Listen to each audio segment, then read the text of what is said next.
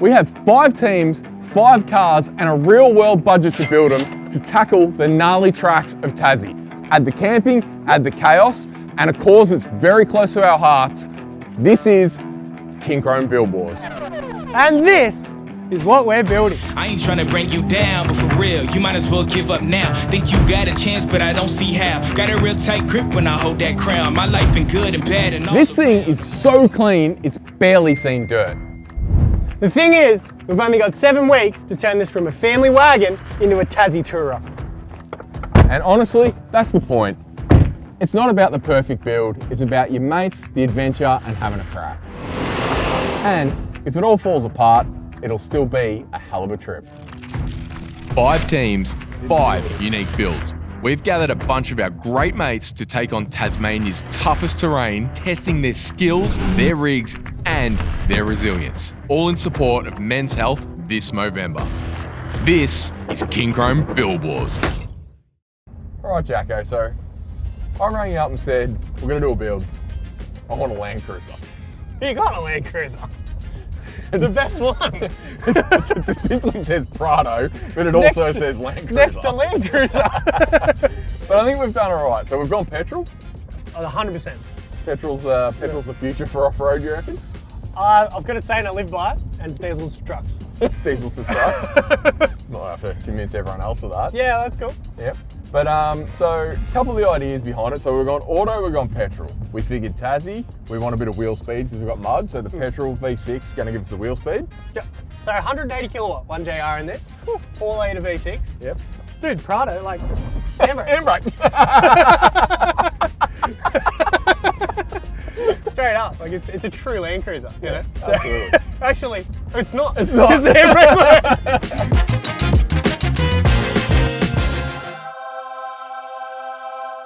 Hello, Peter. Hey, how you going? Can I please get a 3-piece chicken McNugget Happy Meal? Grab a water. No sauce. Hey, we're having a bit of a debate in here. Can you help settle it for us? Is a Prado a Land Cruiser?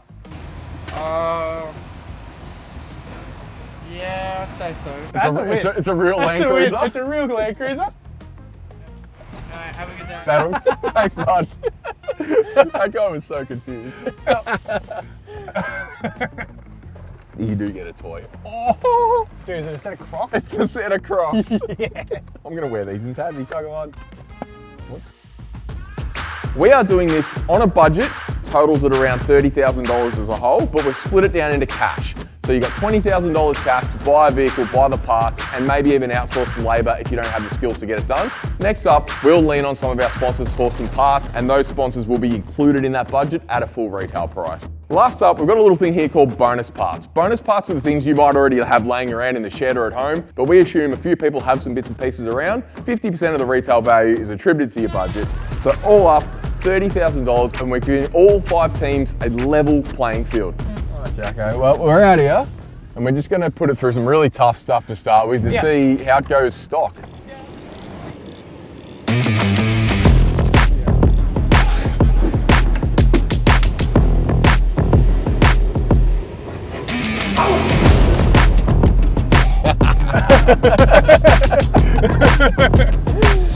I love it. That's pretty impressive. Yeah.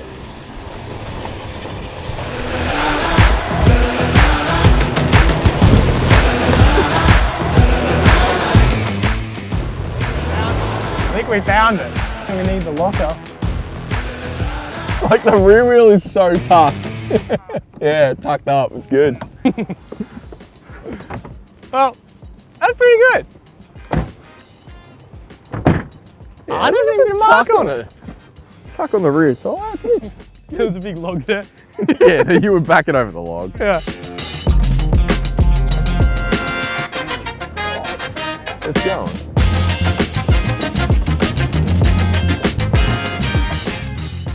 %.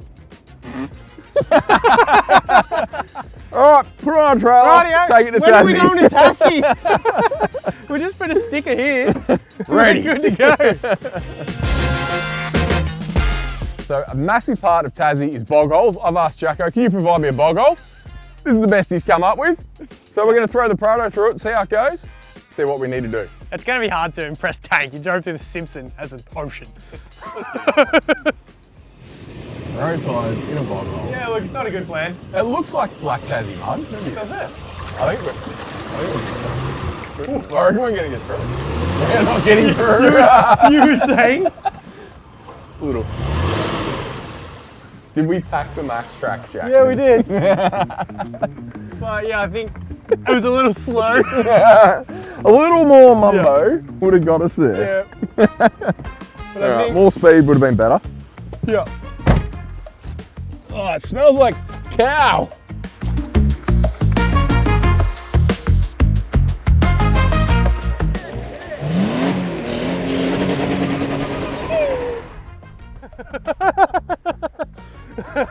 Lockers, we needed lockers. We've just rolled up to Jacko's second bog hole. Actually, it doesn't look as bad as the first one, but it looks a little bit deeper. To be honest, like, this is really not testing. This is just for our own entertainment. It looks really stinky, Jacko. Yeah, it looks a bit sticky, doesn't it? Do you want me to drive this one, mate, and you can like do the recovery? Nah. Nah. Nah. Anyway, it's not a big bog hole, but it stinks and it'll definitely test out the road tyres. Yeah, which we've proven road tyres. Road tyres. Yeah. Woohoo! It's getting muddy though. Oh, bang him in the mud. Oh, no! Give it in.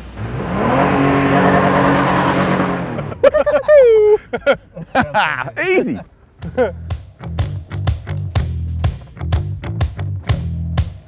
Low range gears. Oh yeah. Flexy boy. Flex is impressive. That's Isn't a it? pretty sharp. Yeah, that's the front bumper gone for sure. Ready? You reckon? Front bumper? Ah, disappointing. Really? Why are we modifying this car? I don't know. That was pretty impressive. We're gonna find it if we're gonna try to poke it up there. That's what I was thinking. That's a wall. Yeah, we found the limit.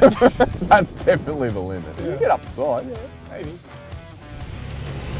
Oh yeah. Yeah, go, go, go, go,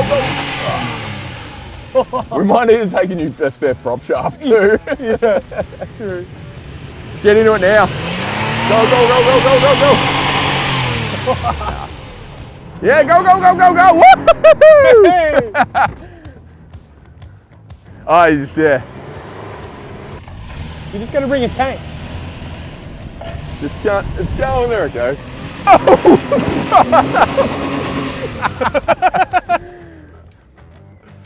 Well, that has kind of proven how well Toyota can actually build a car, and I reckon, Jacko, you have chosen the right car to modify because it barely needs modification. Yeah, it's pretty impressive. For straight out of the box, 340,000 Ks. That's pretty cool. Yep. Let's put it in the shed before we break it, Oh, come on, And you we'll- can't break a Land Cruiser. and we'll go build it.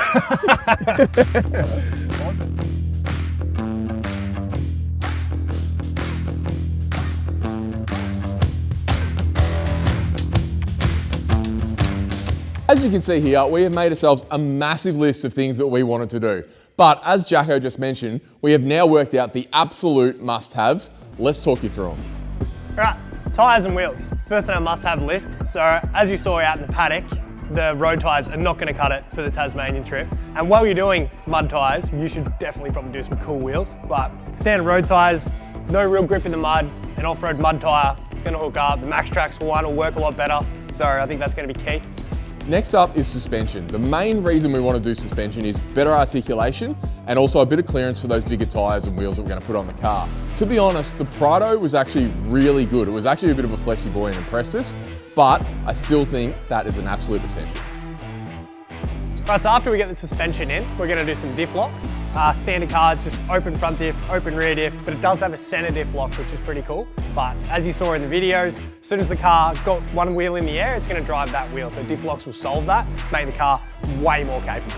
You absolutely can't have a four-wheel drive with a plastic front bar on it, so we're going to do some bar work on this car, and that goes hand in hand with having a winch. We are definitely going to need a winch in Tassie. Steep hills or bog holes, a winch is going to get us out.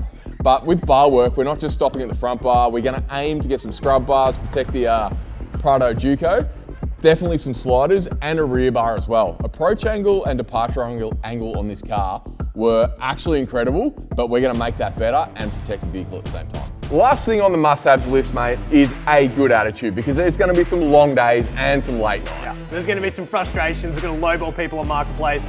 Absolutely, that is actually part of the fun of this whole thing. Yeah. There'll be blood, there'll be sweat, there'll be beers, never tools down. Nah, and then heaps of teamwork. We've got to get it done.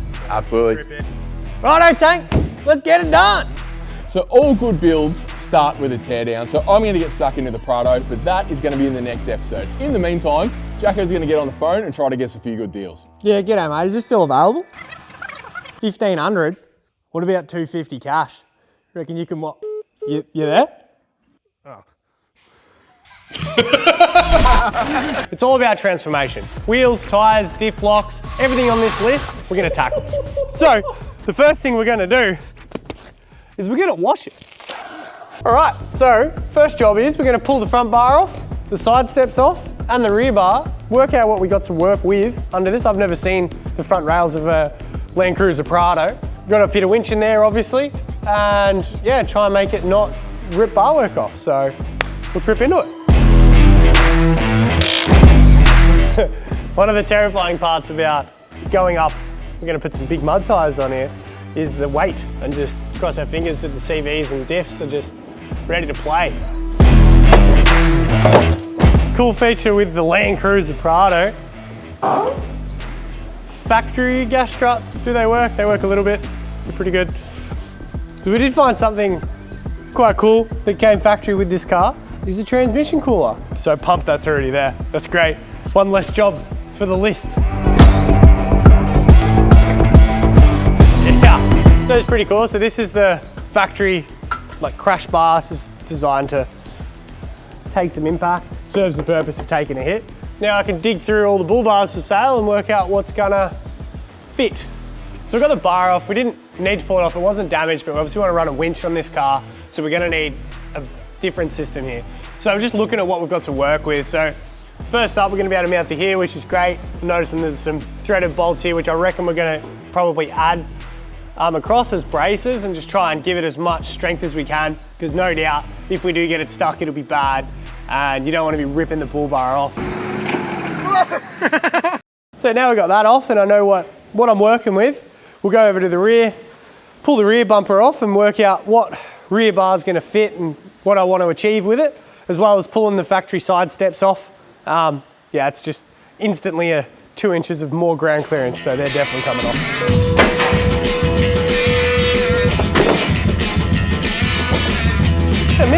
So interesting with the rear of this is the tow bar isn't bolt on. This whole rear section is all part of the chassis. And then the tow, I guess the tow bar bit's only here, possibly because that's gonna get caught on everything. So you can just take that off for this trip. But then being able to tow is also pretty cool too. So see what we can come up with there. Hey, how are you?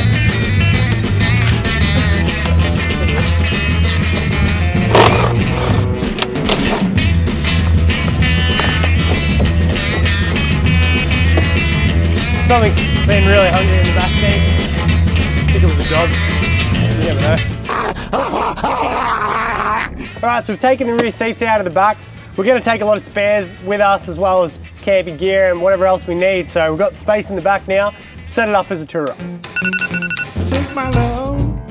All right, so we're fitting up the bull bar. This one's off a Hilux, so close as I could get. I wanted a tube style bar for cheap Marketplace, 350 bucks. Yeah, big surprise, doesn't fit perfectly, so we're gonna start modifying it to make it fit the Prado. Stay tuned.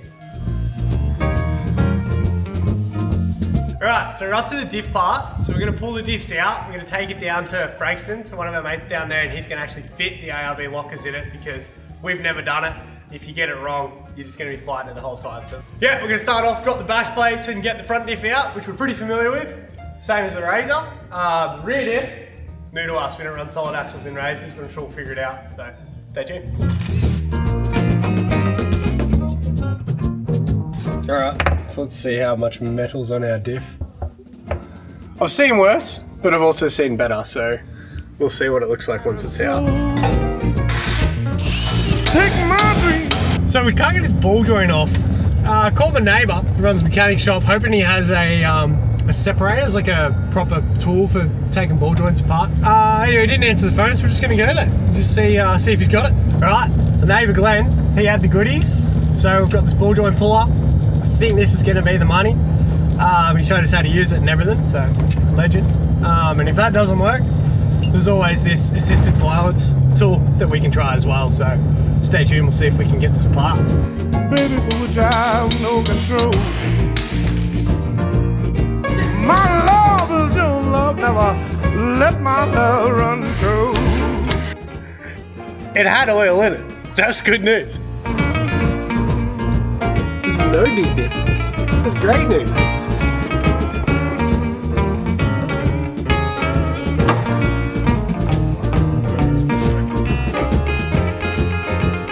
Jackson. Hey, how are you going? Good, man. So I reckon I've dropped the ball a fair bit with helping here. So you sent me on a bit of a shopping tour. I've got some gear. I did the old four-wheel drive Super Centre special. You asked for drawers, we have drawers. I've also brought a little bit of stuff from the shed.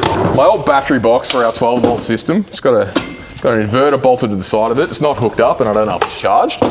Oh, this is the winch. So we got the carbon winch. Oh, cool. So there's an air free spool kit coming as well. So Oh, dude. free spool. Because that's gangsta. Gonna be sweet. Yeah. So other goodies we've got is our good friends at Superior have hooked us up. Oh, wow.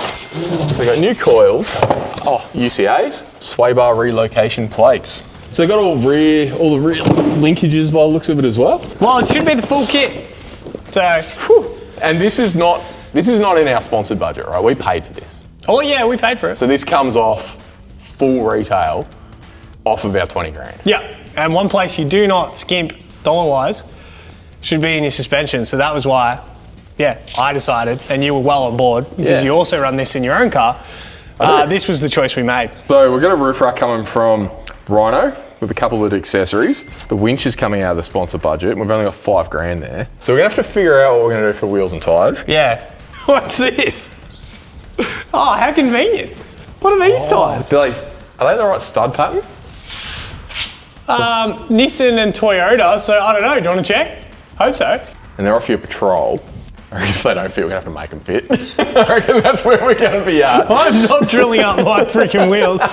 You can throw that in the bin. Well, it's either that or run Toyota highway tyres. Yeah. So, can we guess what we think it's gonna weigh? Yeah, Oh, pretty bang well on 30 kilos. kilo on the dot. All right. Percentage, I reckon this has got to weigh close to 50, might be over 50. I reckon about 50. 53 kilos. That's very specific. No, 54 kilos, Dave. It's 24 kilos a corner heavier. 24. Nothing to worry about, man. 24 kilos a corner We've got Superior kit. It's going to hang on to it. It'll be fine. The Superior Supply CVs, did they? Oh, well, that's going to be you, because you're the one that breaks all the drive shafts in the Cruiser, so you just need to drive accordingly.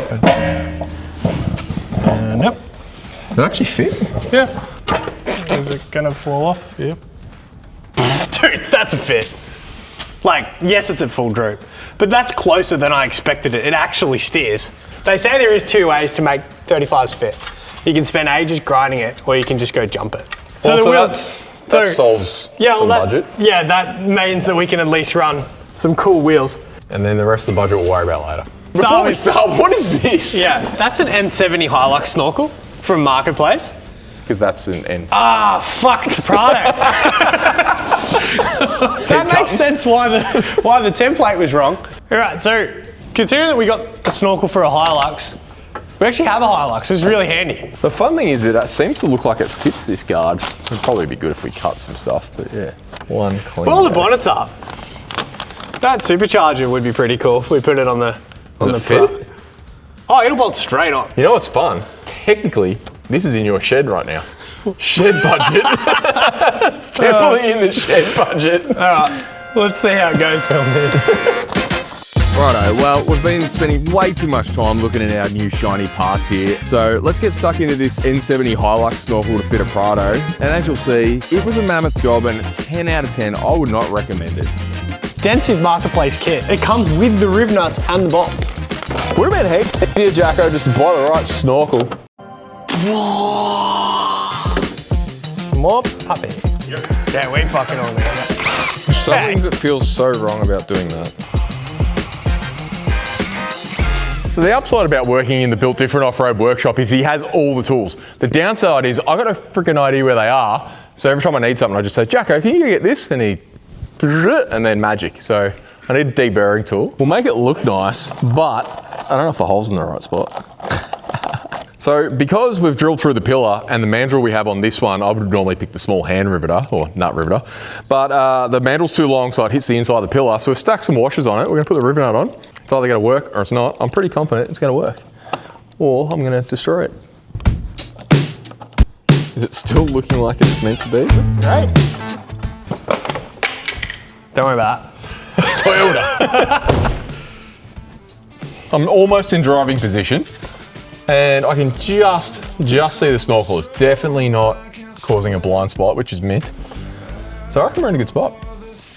Honestly, for fitting an N70 Hilux snorkel to a Prado, like, we're not there yet. I was gonna say, we're celebrate now. But we've got one, we're 50% there. 50%. Yeah. All right. Sure. There's a lot of gap in that. Don't know if this is the best way to measure this. Have you got some other verniers, Jacko? Dude, that's not a vernier.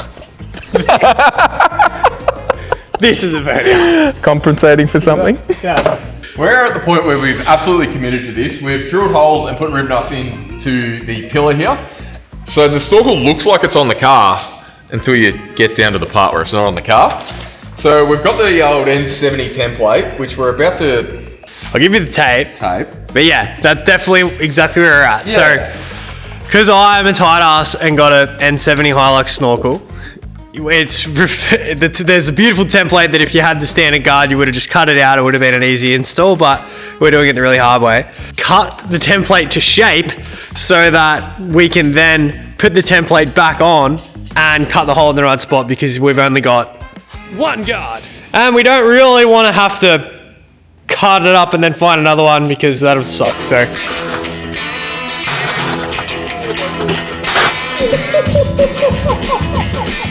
What happened, Taker?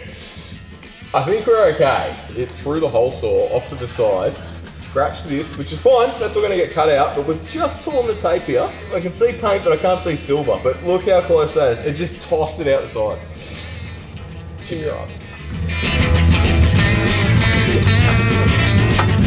So I think what everyone needs to remember here, that this is a what we're doing channel, not a how-to channel. Do not follow the guidance that you may be seeing on the screen. It's a what we're doing entertainment video.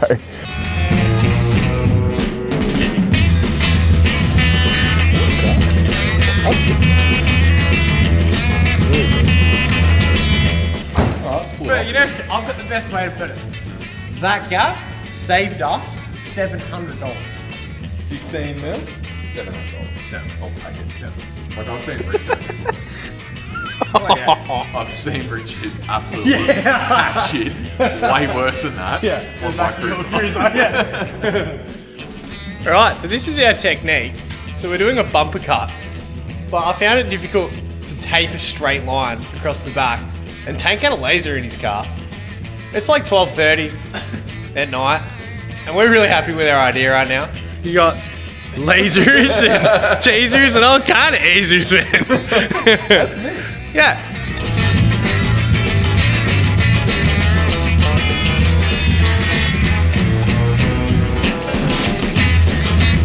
That would have to be the cleanest grinder cut I reckon I've ever seen on a bumper chop ever.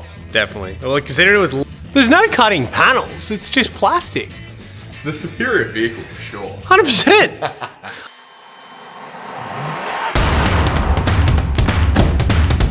Well, I'd have to say I'm pretty impressed that we've made it to what? It's 2 a.m. Yep, 2 a.m. Had a whole pallet of superior gear there, and we didn't have it. No. Cut bumpers, we've fitted snorkels. But let's open some stuff up. Yeah, we're pretty excited to see these in person. Oh, nice. It's pretty large. That's what she said. That looks wicked though. How cool's the finish on it? Yeah, all metallic. That's cool. Sick, man. Very cool. We have our very, very adjustable upper control arms. Oh my god. Oh, wow. Oh, wow. That is, They're beautiful. that is very pretty. I feel like we need to show the people the difference between this and what the We do. looks like. I think we do, yeah. So yeah, here's your OEM one. But And pretend that this is the right one, because I've grabbed the wrong side. But look how much nicer that's going to look sitting in there. yeah, Obviously that's going to be there and it's going to be the right side.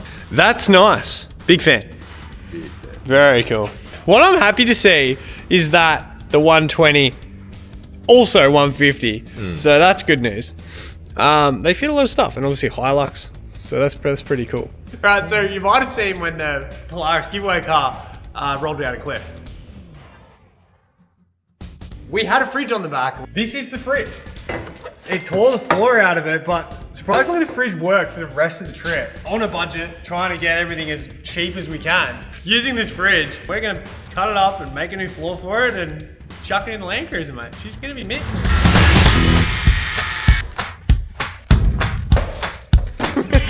Mud in it.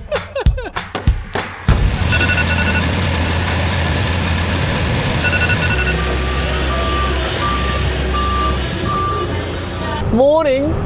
So we're heading up to LCS today. We're going to do some bar work. So I've got a bit of a plan with Laurie, and we're going to build a rear bar, build some sliders and some scrub bars. So when I say I got a plan, I've got an idea how to pull it off. I'm definitely going to leave it up to Laurie. Yeah, those guys do some unreal work, and yeah, we'll see what we can come up with to fit on the 120. So stay tuned.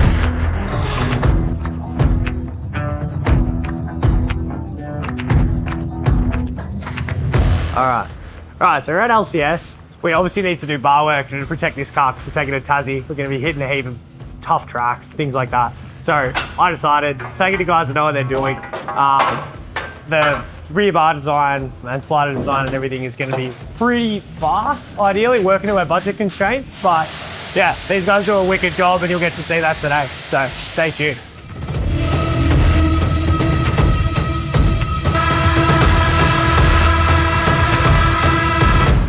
All right, so this is what we've come up with so far. So that all obviously follows the back as the rear bar. And now we're just designing the brackets and everything so we can attach it to the car. So Mish is on CAD and we're about to get the laser cutter going. So what we're designing are just the plates to go to the chassis rail. It's going to incorporate a recovery point. It's going to pick up the two tubes that we've just bent up as well. So it's just going to support the two tubes on the rail. We're going to use a plasma cutter to cut it out. It's all CNC operated. We can do repeatable parts this way, make sure it's the same side to side. Cut out a test piece as well out of some thin 3mm for the moment, being that it's a lot cheaper than the 10mm that we're going to use for the final part. This will just be a nice quick test.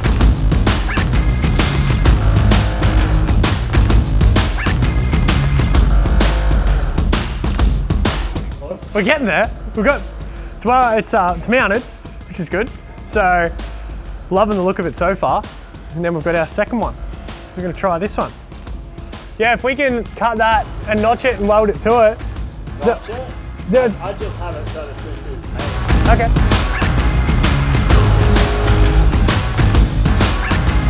All right, update. So we've done the second bar.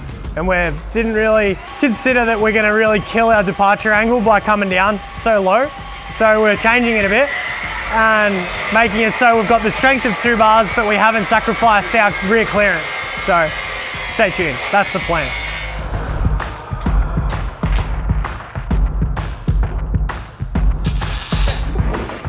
It's supposed to be measured twice, can't once, So Jacko has now sent me on a mission to go pick up our diffs. We're building this car, we're not experts on every part of a car and a build, so we're doing what everyone will do and outsource a couple little bits and pieces. You might have seen or heard of me talking about Reese from Diffco. He built the diffs in the Cruiser when we put the air lockers in it and they have not missed a beat. So we sent the diffs down to Reese, he's put air lockers in and we're gonna go check it out and we're gonna see what he thinks about our build and how well this thing's gonna go. All right, mate, so we've rocked up, the diffs are down here. I gave you a little bit more time than I did with the 79, but when these came in from Jacko, what condition were they in? They actually weren't too bad for a change. Normally being like Prado with a 3.9 or 4.1s, and normally they've been run pretty hard just due to the ratio. But no, these are actually pretty good, especially the front was in pretty good nick. And with all our ARB stuff, we do pressure test them each one for 30 minutes just to ensure there's no leaks before we give it to like yourselves. So there's leaks after that. It's not from here to a test. Perfect. Driveway warranty, right? Yeah, yeah. Oh, yeah. But you got to do due diligence and make sure that they don't leak. So knowing that we've got a Prado, it's petrol V6 auto, and we've got big wheels and tyres on it, are you foreseeing any issues? Being auto, it is a bit more forgiving. You know, manual being a lot more direct is more susceptible to like impact. Yep. It depends how hard you're going. I mean, the front they've always been in a bit of an Achilles heel. Yep. Because the sheer diameter of everything's a lot smaller. Yep. That's what I see, is mainly chromal and pinions failing. Axle shafts occasionally do go like CVs. The rear axles are normally pretty bloody good. Cool. But yeah, they're just limited by from their gear, the size of the gear sets and the load you put on. Sweet. So basically your advice is drive accordingly, take spare CVs, don't be an idiot. Yeah, and the bonus about the lockers working permanently when you engage them, take it sometimes a bit slow and you find you won't get into issues or into trouble. You know, they're usually pretty perfect. Yep. Well, we've managed to nail it. We're still on a time frame. Things are going pretty well. I'm going to grab the diffs, chuck them in the car, and we're going to go back and put them in the car. So thanks again. Appreciate it. Thanks, Alan. And hopefully I don't come back with broken diffs. It's a Prado. Sometimes these things can happen, but I'm not in charge of breaking them. I've just fixed them. I'm in charge of breaking them. Yeah, you can be in charge of fixing them. I like it. All right, perfect. Thanks, bud. Job ticked off. Jacko sent me down on a bit of an extracurricular excursion to pick up the diff centres, so we've got them. He's over with Laurie and the team at LCS right now doing a bit of bar work, so we're going to get the diff centres across to him. I think I'm going to just drop into Kincrome on the way past, pick up a couple of grinders for the boys at LCS because they're pretty hard on the grinders, so we're going to stop off, get some grinders, deliver them down and see where Jacko and the team's at. But diff centres in the back of the Chev, they'll be in the Prado soon.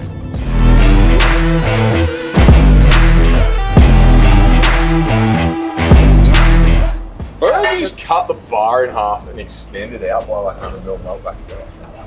We're good. We'll go back to Kincrome. Are you sure that if you get the Prado, Of course. If you've got time, if we do a second session, it doesn't fucking fit, yeah. then that's a fucking waste of time. Yeah. So let's focus on getting and that means maybe we get a bit more welding done. Yeah. Rear bar. Yeah, and we'll do the scrubbies and that Sliders. next time. Button. You get the bull bar mounted. Come back Monday. Yeah, we can do Monday again. Because that's your only option. Let's do that. And At least there's an option. just for you. Yeah. Because Tank bought grinders. Yeah, no, we timed that well, didn't we? We timed that well. And next time I come back with beer and more tools. Yeah. Is this part of our budget or no? Nah, man, we don't talk about the budget. It's like Fight Club.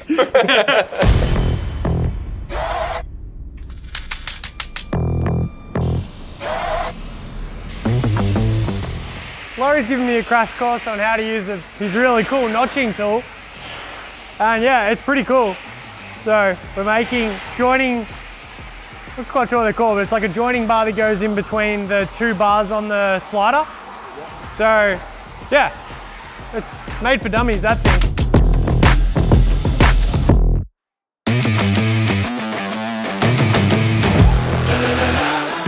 Yeah, it's all going well. Still his same day sliders down here at LCS. I don't know if he wants anyone to know that, but yeah, it's going really good. So left one's pretty well done. We're just shortening it up a bit, getting the distance right on the tree kicker on the back of it. Probably ready to start welding out. So we were gonna weld it, but it looks like we might have enough time for professionals to weld it, which is great.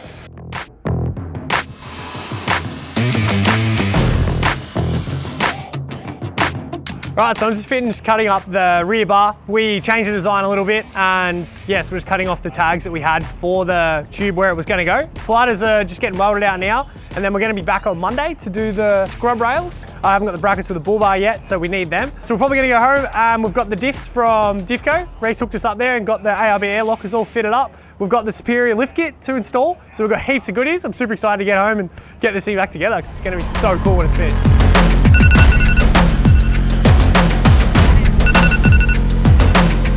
We're back, so we're just fitting the front struts at the moment, setting up the ride height. So because they're adjustable, you actually pick the lift that you want in the front. So I'm starting at 2 inch, and then we'll just see how that works with the back.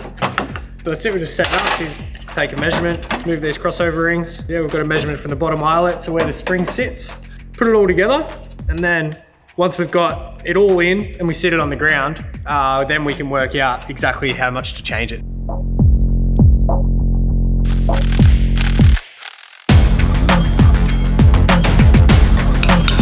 So yeah, probably just gonna put the wheels on. We can't do up the lower suspension bolt or the new upper A-arm bolt when it's up on the hoist, because the bushes will get sort of jammed up when they're fully drooped out. When the car's at ride height, the bushes are under a heap of pressure and then they wear out quicker.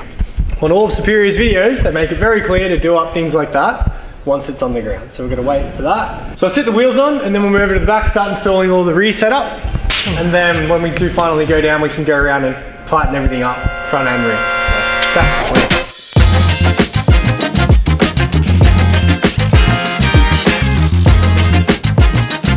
It's a bit more superior to that one.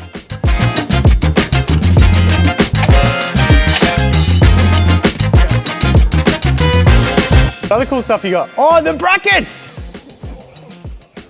Oh, they better fit.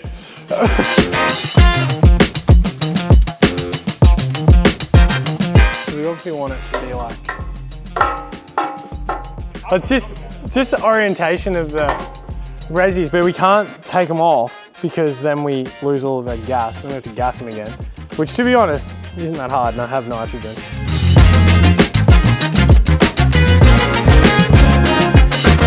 This is also pretty cool. So it's got an O-ring and then a machine groove inside the rod so that when it's all done up with the crush nut, it's actually sealed, because what happens with these crush nut systems is after a while they'll get rust inside them and then they're really hard to undo.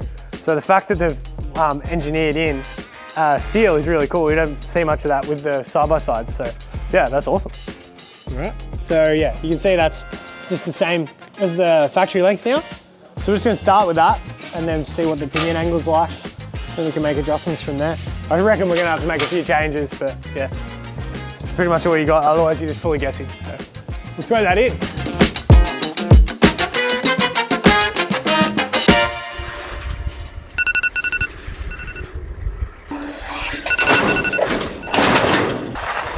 Oh hey, how are you?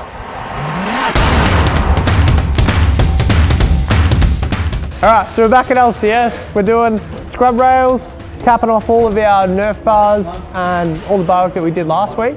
So yeah, we're going to rip into that. Hopefully we can fit a big spare wheel on the back too if we've got time. So stay tuned. It feels so good. Because we're mounting the tyre to the original spot, but the tyre's too big, so it'll hit the windscreen wiper. So we're going to make up a bracket to move this piece across. That's the plan. Doing what I want, gonna do my thing, way up high and take it low. I'm feeling right, from here I go. Yes. Are you ready? Ready to go? Are you ready? Ready for more? Are you ready? Ready for me? Yeah, well, for the grab, no, I'm just sending it to Tanko. So he can be like, we'll get really far into it and be like, oh, you reckon we can change it? And I'm like, no, we won't be changing it, because we're here already. Nick minute. Oh no. Hey, don't put me in that. Stage one. We're going to need to remake him.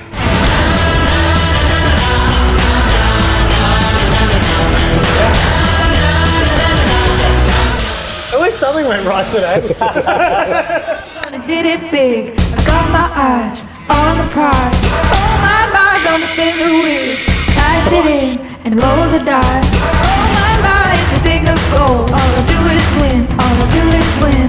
Oh my, no one ever falls. Start it up. No, Mitch done a good job. Thanks, mate. Yeah, Killing it. Looks sick. Now that we can open the bonnet. Yeah, It's definitely a feature. yeah. It's heaps cooler with the bonnet opening. Hey, all right, so we're nearly done. We're just quickly grinding some stuff off and do as much as we can before we leave, because we've got an appointment at 5 o'clock to do a wheel on it. So it's all hustle at the minute. Are you ready? Ready to go? Are you ready? Ready for more? Are you ready? Ready for me? Oh my, are you ready? Oh, hey, so we're here at Traction Tyres. It's all going here. We got V8s, we got Chevs, we got 120 Prados. These guys are kindly donating their time for money in the afternoon. And beer to quickly do an alignment on the front to help us out with our guard rubbing issues, because we've got tyres that are too big. So hopefully they can help us out with that. So yeah, legends. How bad is it? Does the right side not clear and the left side does clear? Yeah. Makes sense. I feel like all we've done is get a perfectly good car. Yeah, Fuck it. that's what Dad said. Yeah. Yeah, Yeah. that's what I always do. But it looks better. Yeah, it looks cool though.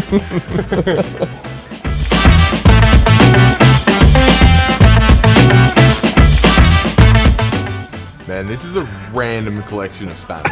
Random collection? Yeah, dude. Oh yeah. This one's got tape on it because the brand must be that bad you want to cover it up.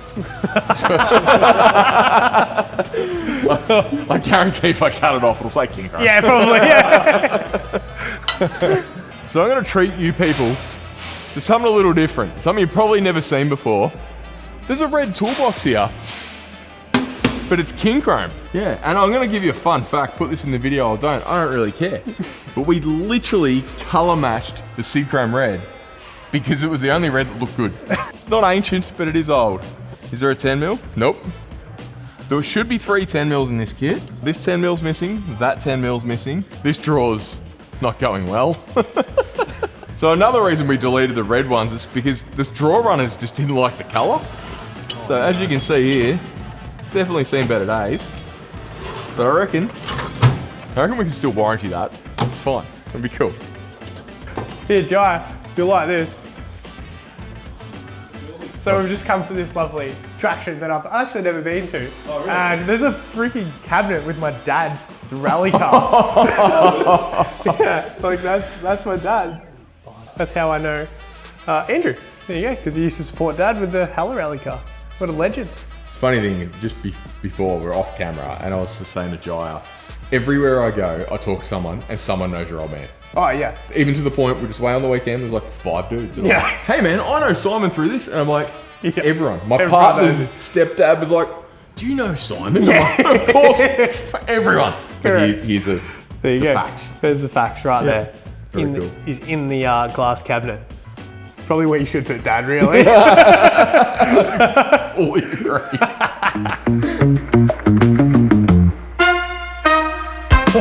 That's mid.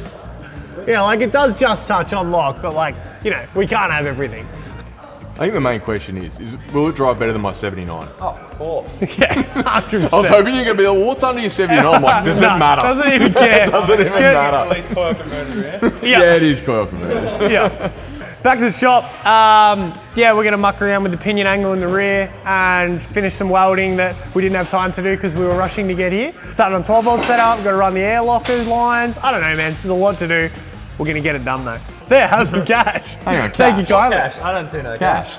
You can't trace cash. Is that going in the budget? What money? What money? Yeah, I don't see no money. Dude, Job done. cars not in here. We didn't do anything. Why are we here? Thanks for that, bud. Appreciate it. Legend. Cheers, dude. right. Appreciate it.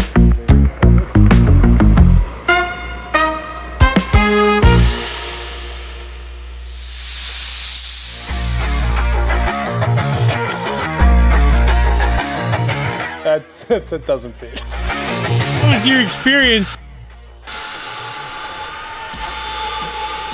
We'll give him 2 stars. It is a cargo barrier.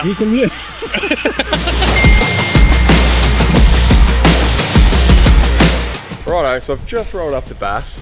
Got some more goodies. So Rhino Rack have come through with the goods, so we're going to actually get that on the roof of the car today. Fingers crossed. Got a bit of marine carpet, a bit of plywood. The boys are going to get stuck into the 12 volt. We've commissioned Andy to help us out because he's a bit of a 12 volt whiz, or they seem to think he is. And if we come around to the front of the car, I absolutely have raided many stores and my shed for electrical gear because we are on a budget. So I have been to Super Cheap, got some bits and pieces. But there's also just all the random stuff out of my shed because it's coming out of the shed budget because there's no budget left. So we're into it. Let's get into it. Hey, check it out. I'm an on-track meal. You get this bag, you put this little heating pouch in, about 50 ml of water, shove it in, seal it up, and it makes a reaction so the food's all sealed in the bag, and you cook everybody lunch. It'll be mint. I've opened the Mexican spicy beans. Smell pretty good. Amazing, dude. Righto, we've written ourselves up a list, and to be honest, it's pretty easy. We split it up into Jacko, Andy, Tank, and it's basically front of the car, back of the car, roof of the car. Pretty simple plan. So Jacko's task today is get the winch in, get the spotties in, wire the winch, and also fit the ditch lights. So that seems pretty unachievable. Annie's just 12 volt system. There's a big list under 12 volt system what we're gonna do. And then by the end of the night when it's dark and we're all tired, that's gonna turn on and be wicked. And I'm gonna do the roof rack and accessories. I reckon I've given myself the easiest job. So let's get stuck into it and get it done. Ready for more? Are you ready? So as everybody is aware, we have sponsors on this and we've picked Rhino Rack as one of our sponsors because they make wicked products. So my job today is to fit the Rhino Rack. We've got the backbone system here. We've got the platform rack in the back of the Chev, which we'll get that up on the roof, bolt it all together. And then there's some accessories here to bolt down our max tracks, our shovels, and basically all our gear that's got to go on the roof. So we've got to get the Dachi swags up there, ton of stuff on the roof of this car. So the rack is going to be an absolute key part of this build. Got my eyes on the prize. Oh my. What's you got there, Tank?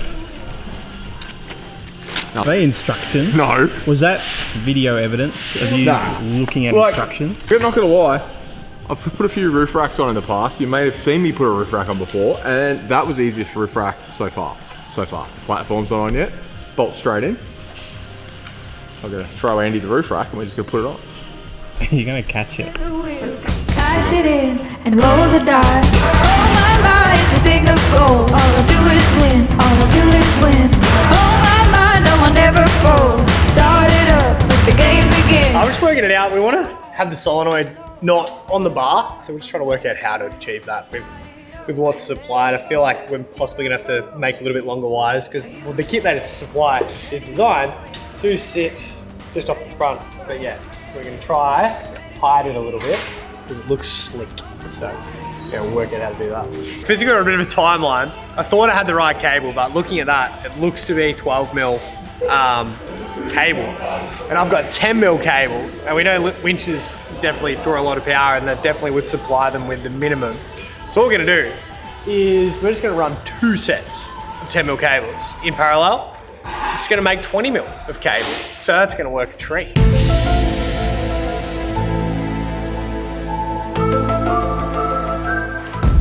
Are you ready?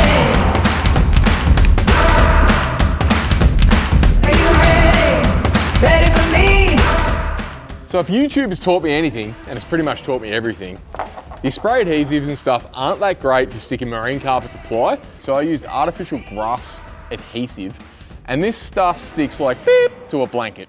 So it's a little tough to paint on because it's pretty thick, but it absolutely works a treat. Ready for more? Are you ready? Ready for me? We've linked up. You know what they should do? They should make a thing that this blade goes into to make it easier. Because it's pretty rough on the fingers, the old blade. So as you know, we do have a parts you've got stored in your shed sort of budget in this build. And this old battery box that I have in the inverter here was what I had as a really simple setup that I used to change between cars. So we're now ratting it for parts, and we're gonna fit this inverter into the back of the Prado. So this definitely comes off the budget, but it's the bits in the shed budget. Inverted.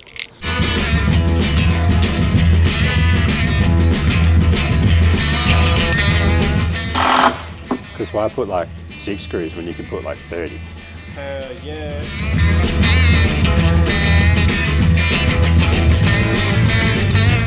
So we've been at it for hours. It is now 9:30, which is actually pretty early in my time. But 12 volt systems in, a couple of wires are buttoned up, roof rack's on, most of the accessories on, light bars mounted to the front of that, still needs power. Jacko's been at the winch and he's still going. We had to make a whole custom loom for it, but we're in a pretty good spot. We've chucked in the fridge, we've chucked in the drawer, which is not bolted in at the moment, just mocking it up because we want to feel better about ourselves. But we're in a pretty good spot, and I reckon the cameraman's ready to go home because he's had enough, so thanks for that, Jono. And we're going to stick around, get this working, and put some beers in the fridge, I reckon.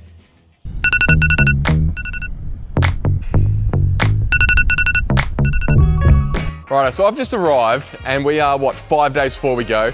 Car's full of more stuff that's got to go in this car, and Jacko's over there freaking out about it. But the good thing is, I've got him a little surprise here, and he doesn't know about this, so I'm going to go surprise Jacko. Jackson! I bought you a present, which is way more interesting than all the stuff we've got to bolt in the car. Oh, I know what these are. You're not meant to know what they are. Wow, I'm not meant to know what they are. Well, you don't know what they say. I don't know, I actually don't know what they say. What is it? I think it's relevant. CD breaker, yes. It's very accurate. Well, we don't know yet because we haven't driven it. We also don't have CVs yet, so that's the new problem. Oh, cool. Well, I hope we don't live up to our name. That's sick though, man. They look awesome. Hell yeah. I haven't even looked at them. Wicked. That looks sick. Other fun fact, we well ran out of budget. So I bought this as a present for Jacko for Christmas, just a little bit earlier. Merry Christmas, Jacko. Thanks, man. That's sick. Yeah.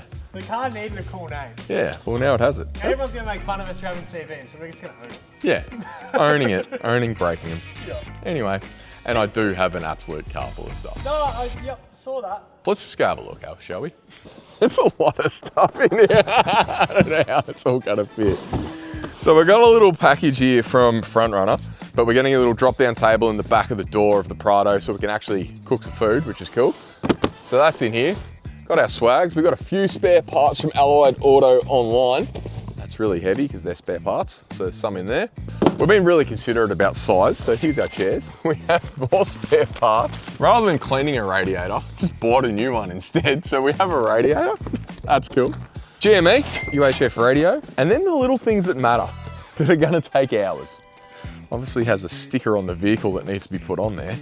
And here's our little layout for the back window of all the people that have sort of helped us out. Dog and Gun Coffee, they'll keep us energized. So I got to sticker all that up today. That'll be fun because that needs to be neat and straight. So Kincrome and Dog and Gun have had a relationship for a couple of years now, and I gave Harrison a call and said, look, we've got 12 coffee addicts, we're all going wheeling down in Tassie, and I reckon we're going to need something to get us up in the morning. And luckily enough, they have sent us out a little bit of a care package. Hog chockies in there, there's chai, and there's plenty of coffee. So that should keep the team going in the morning and throughout the day. So excited for them to keep the team fueled up.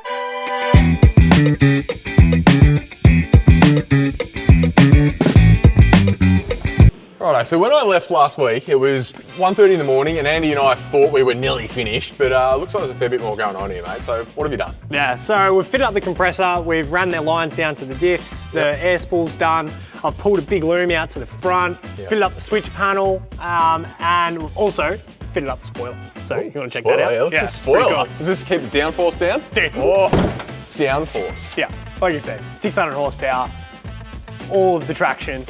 Like it was developed for DRS. It's got it all. Basically marketplace special. Yeah, got it off marketplace. Yeah, 120 What more bucks. could you want? Anyway, so we're going to work on the front now. We've got a fair few things to button up. So we've got the ditch lights, which these brackets, they're really cool. I've never actually seen these before, and these work really well. Well, they look like they're going to work really well. It's an American thing to have a ditch light. Yeah, I think it's going to work cool. It's like a camping light / driving light. I think it's going to be pretty cool. Rock lights, which we've got under there. We've got to wire them up and wire up the front driving lights. And the light bar. We're pretty tight for time. We're going to leave, pretty need the car done next week. Yeah, we're like a week off from going. Yeah, and there's something happening this weekend. You're going racing, win things. Joe, we're going racing. Going racing, yeah. So in between all this, so we lose 4 days. Yeah, 4 days of racing. Man. And yeah, lots of travelling. But anyway, we'll pull it off. We always do. I don't know how. Yep, cool. Yeah, we'll just keep at it. Cool. So we're at the point where we're absolutely racking the workshop and the shed at home. You can see the condition of this and the parts I'll be taking out of that. And then I've brought the old bits and pieces from stuff from home as well. Got to have a Starlink, but that wasn't in the budget. But yeah, it's to that point where budget's gone, so we're absolutely racking the sheds. Hey Jacko, I've got the exact same rules that I've given the camera team for this trip as well.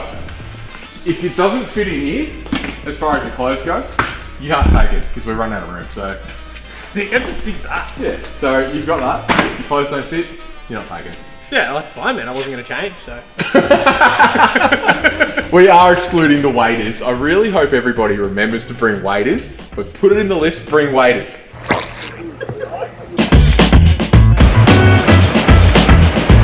Alright, so we'll finish the front, all of the wiring for the light bar, the winch, the ditch lights, the spotlights, and then switches into the car. We've had to make a new windscreen washer bottle, all sorts of stuff, but it's all finished now. So now we can move on to the back and get all the back of it buttoned up, ready with all the 12 volt systems. So I'm pumped with that because there's a big section in here. So onto the back.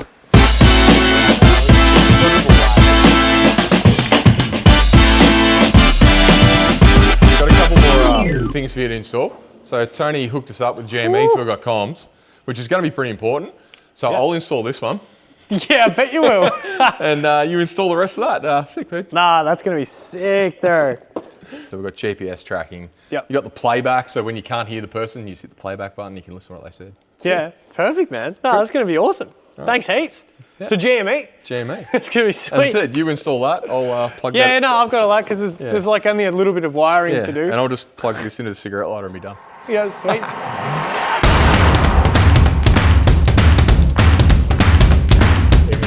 Righto, Jackson. It's what, 2 a.m. for about the 15th night of building this car, and probably 35th night of you building this car. I think we embarked on this maybe 4 or 5 weeks ago. Yep. Essentially, it's ready. It's basically built. We still need a bit of a shakedown on it, but how are you feeling about it? I'm super excited, man. Like, keen to, like, obviously the elephant in the room is it's the only IFS car that's going to be on this trip, right? So I'm keen to see how strong it is, how weak it is. We're going to like bring spares accordingly, but that's my big thing in my brain. But the rest of the car is rock solid. I'm super proud of the build. Yeah, one thing that we've tried to keep in mind, to an extent, like the budget part, it's debatable, but one thing we tried to keep in mind was build a car that people at home could possibly build with a little bit of help 100%. and a little bit of knowledge. Like, you know, a lot of the other boys have done gearbox swaps and engine swaps and stuff, and it's very, very cool what they've done. We've taken a different approach, and I think the Aussie Arvo boys have taken a bit of a different approach as well. Yeah. But I think with what we've done, it's pretty achievable with the budget that's debatable, but we're pretty close. Yeah, it's like depending on what products you use. Obviously, we went for some really like top of the shelf products. Yep. But yeah, 100%. Like this is a really cool car. It has really strong bones. They just don't necessarily look that cool, so a lot of people won't even consider them. And I guess that's something that we wanted to showcase. I've always loved them, right? Yeah. And that was why I was like, let's do this. And you were like, really? And I'm like, just trust me on this. And yeah, who knows? We might get out the tracks and we're like, maybe this wasn't a good call. We're going to find out, but it definitely looks the part. Yeah, or you say it wasn't a cool looking car. It is a very cool looking car now. It's definitely going to turn heads. I think if we drive it accordingly, it's going to be okay. I guarantee we're going to break some stuff, but 100%, you know, it'll be because we're pushing pretty hard. But overall, solid base to start with. Pretty good gear all round in most places. The places where we've gone for budget stuff is the stuff that we can afford to be budget stuff. Yeah. Time will tell, but the end point is that 5 teams all build a car, and the goal is all get through Tassie, leave no one behind. We're going to go take this thing for a bit of a shakedown and a test and do a proper reveal at the end of it. So you probably have to hang around for the next episode for that, but we'll probably give it a wash. Maybe a polish if we've got a little bit of time. Yeah, if we've got time, like the deadline's tight, man. But yeah, if we've got time, give it a polish, make it look extremely cool. And I think the last thing is, if we do break something on the tracks, we should be in a position where we can fix it. So hopefully we have the spares, hopefully we have the tools. And there's one little secret we've got that's in Tassie, and his name's Timmy Hazard. We might be using your workshop, Timmy, so wait for the call, boys. But I don't know, Timmy's a big patrol man. I don't know if you'll let Prado's in that shop. This is the GQ of the future. Just remember that. We said it at the beginning. We did. And we should probably explain. So the reason I think it's the GQ of the future is because they're running out of GQs. They're rusting away, and for something that's already solid axle, coil in the rear, good engine, good power, good auto, like, you know, it's got the badge on the front. These are good, like, all the work that's gone into it's good. I think that these will be something that people will spend more money on eventually because they're getting cheap, right? We paid $9 grand for this. Give it another couple of years. You're going to pick one of these up for way less than a GQ, and hopefully there's a bit more aftermarket for it. We did have to fit a few Hilux parts, but it fit. Yeah. If you, whatever fit means. Jacko and I have just finished building this 120 Prado for Kincrome Buildwars 2025, and we're only 3 days out from hitting the boat over to Tasmania and testing it out. But before we do that, we thought we'd get out on these tracks and really give it a shakedown, find out if there's any dramas, any things we're gonna have to sort out before we hit the boat. And if you hang around, we'll give you a full rig rundown of what we've done to this car and what it costs.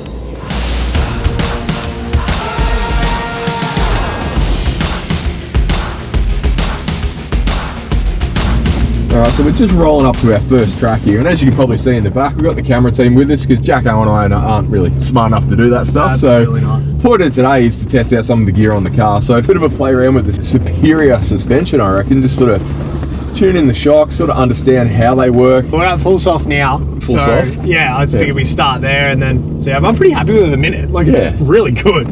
we've got a fair bit more weight to put in the car Yeah, more before spares. we go away. So Yep, spares, obviously all the camping gear. We've got a little bit with us for tonight, but I also reckon we'll have to try to find a bit of an ego boost for our Flexi Boy test, because yeah, that's why everyone puts big suspension, isn't it? 100%. It's just to lift it with a forklift and say, look how sick we are. Yeah, exactly. No, that'll be easy to find.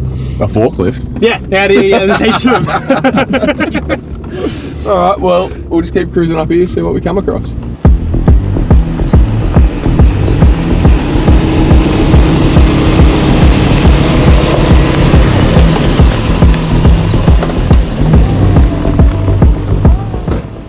Alright, so it's the first sort of decent hill here, and we thought we'll do the smart thing, let a bit of air out of the tyres so we can get a bit more traction. It's a pretty steep hill, but it seems pretty dry and probably pretty grippy, but it'll also make the ride a bit more comfortable. So I'm going to air down all 4 tyres. Jacko's going to give me a hand, and then we'll probably actually tension up the winch too, just so it's ready in case we need it. So let's get out the deflator and do this. Wait, Wire pressure on. So we've found our first little mischief. I got my deflator, which was the one that I had in the Simpson Desert, which spent a hell of a lot of time underwater. It's a digital one, and it's full of water, so it's no longer giving me a reading. So we're kind of guessing the tyre pressure. I just let the other one down to 10 PSI, so it's definitely gonna be nice and cushy. But luckily I did bring an inflator, so we'll check the pressure with that, but it's a bit of a guess on the way down, because I think this one's seen better days. Anyway, good times. Best flavour of shapes ever. What flavour? Barbecue and cheese. Wait a minute! Who are you? Well, so I let Jacko try to let this tyre down. And I've pulled the valve completely out and blew it out, so now we're going to put it back in. Luckily we've got a compressor at the back, because if this doesn't work, we have to inflate the tyre into the deflate. Alright, so we're going to tension up this winch. So we've got the winch isolator under the bonnet, so we're going to quickly go bang that on. And then we've got our air free spool from Carbon, which is super excited. I've never had this before. Seems like a really cool feature. You've got a brand new winch, or if you ran your winch right out and you haven't tensioned it back up, is you want to preload up your winch a little bit. It just stops it slipping on the drum, so when you actually do need it, it doesn't slip and it doesn't bind up. So we're just going to slight uphill gradient here. We're just going to winch off this tree slowly and tension it up.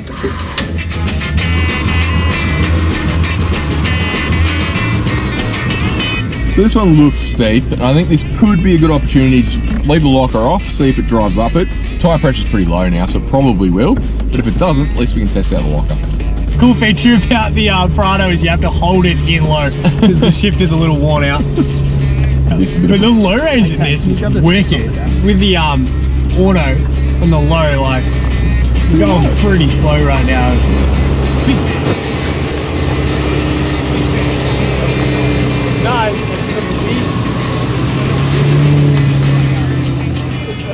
Shakes.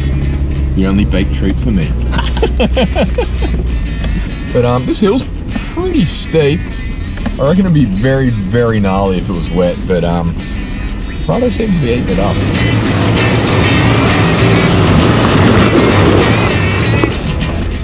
It still grips. It's impressive, man. Like, it's wet as. That's cool. Wet clay. Eating it up. Just wash it out with wet up. Yeah. Stab the bike down. Yeah, just like that. Yeah, it's pretty impressive. Ah, and we didn't install it. Oh, nice. Yeah.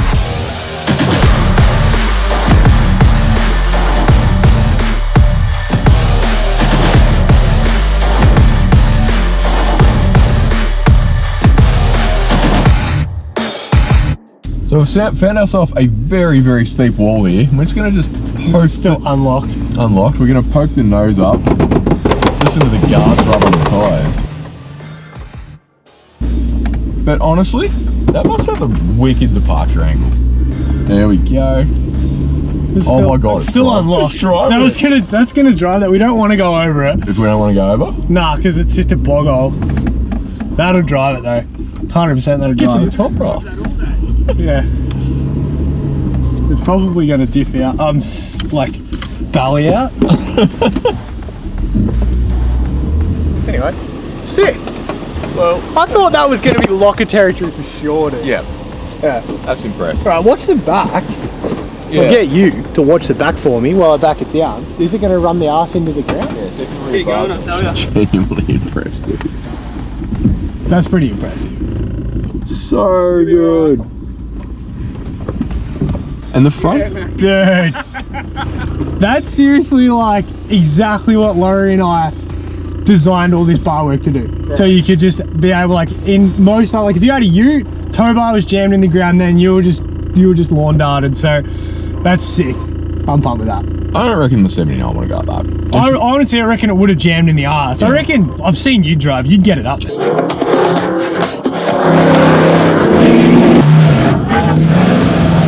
I'd go up it, but it wouldn't go up nice, easy, and then back out of it. Unlocked. Like that. Unlocked. Yeah, pretty sick. All right, well, we'll do a bit of a flex now on it. That sort of was just straight. Which one? We're going to show off our flexy boy. Show off our IFS flex. Come on. All right, lockers, let's go.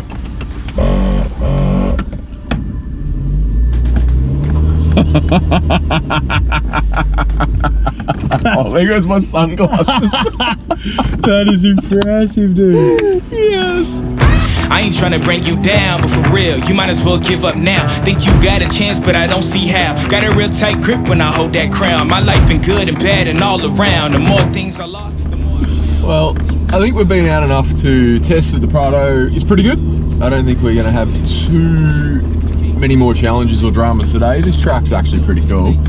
Those are big words, man. I wouldn't be saying anything like that, but it's going pretty good so far. It's pretty good today. Yeah, yeah. Once we finish today, who knows what'll happen. But there should be a camp up here, so we'll get up there and get set up and get a fire going. It's pretty cold out here. It is actually quite cold. Had a little bit of rain. I'd like that to not be happening when we get to camp. Absolutely, but we do have the awning to test out. So you can sit, we can all hide under there. We'll hide under the awning. Yeah, sick. Are you ready? Ready to go? Are you ready? Ready for more? Are you ready? Ready for me? Oh my, you ready? Ready or not, we going, and I can't stop. Are you ready? Ready for me? Oh my. Alright, so we've had a pretty quick setup at camp, but we have had a little bit of an issue. Our lithium battery, we drained it too low when we're doing the setup on the car, and it's probably kind of going into a sleep mode, so we're going to sort that out, because I said 3 days off being on the boat.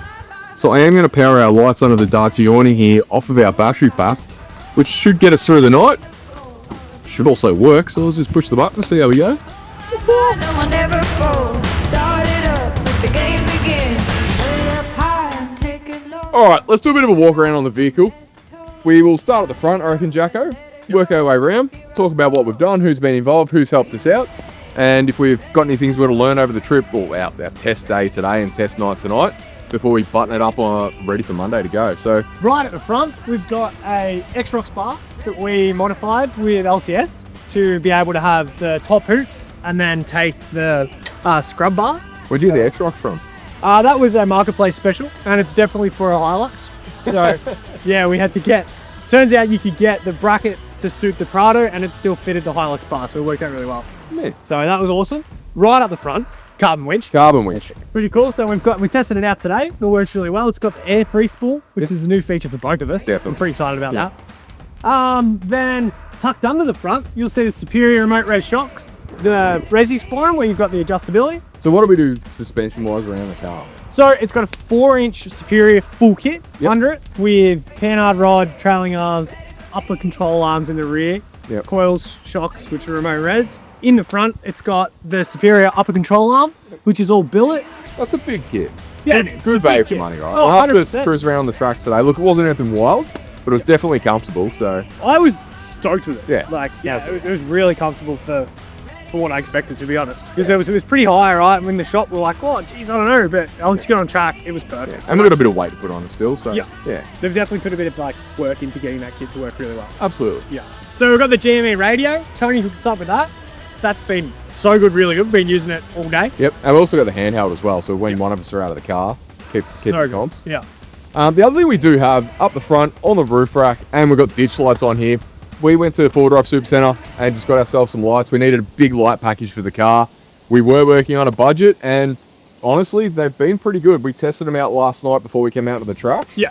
Pretty bright, pretty cool, heaps of lights for pretty good value. Oh, So look, that's it, man. Like, they for a work. cheap light, they definitely work. Yep, absolutely. Yeah. So moving around here, so we touched on the front bar, but we had Laurie and the team at LCS do all custom scrub rails, custom side steps or sliders, and also a custom rear bar, which is super cool because the departure angle on the back is awesome. The approach angle on the front is also amazing. Hopefully you saw us wedge it up a pretty steep hill today, and it just ate it, so that was pretty cool. Yeah, we also designed Nish and Laurie from LCS, we designed these kickers on the side. So, because we didn't run a rear scrub, because it didn't really work with the door, we built in a kicker on the slider to try and get the car off of a log if it was sort of run and get it onto the tyre. So Yeah. that was something else we integrated into that. Yeah. I think a big call out here, KMC, Wheel Pros, Fuel Off-Road are a sponsor of us and have been for a long time and have helped us out heaps, but that didn't fit into our sponsor budget, so we actually stole these wheels and tyres off of Jacko's patrol, and that comes out of our shed budget, which we'll talk to you about. But we do have Fuel Off-Roads, KMC B-Blocks on the car, and as you saw today on the tracks, plenty of grip, run them down at 10 PSI, no issues with the sidewalls, so very pumped with it. Oh, dude, perfect. And proven wheels. They've already done tracks. They've already done tracks, exactly. Like all good touring rigs, Jacko, everyone throws all the gear in the back of it, and we've done the same thing as everyone does. But I do want to call out ARB air compressor, ARB air lockers. I've played e-locker games in the past. I've played air locker games. I'm a fan of the air lockers, each their own. Ford, Holden, Nissan, Toyota. Oh, you've whatever. had a rough time with this. I can see why. And Yeah. honestly, they work a treat today, so I can see why you love them. Yeah, and we've never installed diff centers and that sort of stuff. That's not the game you play. That's not the game I play. So we had Reese at Diffco put them in for us in a very quick turnaround time. So I want a big chop out. Thanks to Reese on that one. Definitely. So to all assist with the back, we've got the lithium 100 amp hour battery, as well as the King's switch panel that goes through and controls all the lighting and accessories around the car. Then we've got the fridge sockets, as well as a kick-ass fridge. This come off the Razor that got rolled. So that's out of the shed part budget as well. Trying to save a buck there. But no, it fit up really good. 2,000 watt inverter. So most of that sort of camera gear charging, because we're obviously solo in the trip. Yeah, we've got the team behind the cameras now filming us. Yeah, and no support vehicles, so we got to cater for us, cater for the camera crew. Yep. So that's really, and we put a lot of time into this 12 months. So honestly, that was like, I would say nearly 6 or 7 straight days of wiring, just wiring. Yeah. So it's a little bit messy, but for the time frame, I'm happy with it. It all works. Yeah. All right, follow us around here for one more second. We'll touch on the last things we've done. So another sponsor for us out of our sponsor budget was actually Rhino Rack, and they've set us up with the new Platform 6 rack on the roof there. Currently, we've got our Max Tracks up there, high lift jack, obviously the swags and that sort of stuff. But that rack is going to be packed when we go to this trip because there's 2 of us in the car, plus the camera team behind the cameras here, as Jacko was saying before. So the rack's crucial to this. On top of that too, we've obviously got the Dacia awning mounted up on there, on my favourite little, The croc hinge brackets to keep it off the trees, which I've learnt the hard way. Yeah. But like you said, 4 swags. It's going to There's be gonna be 4 It's going to be, swags. it's going to be busy. There was a plan for stretches, but I reckon we might have to ditch the stretches. Oh man, yeah, I don't even think I'm bringing undies, so.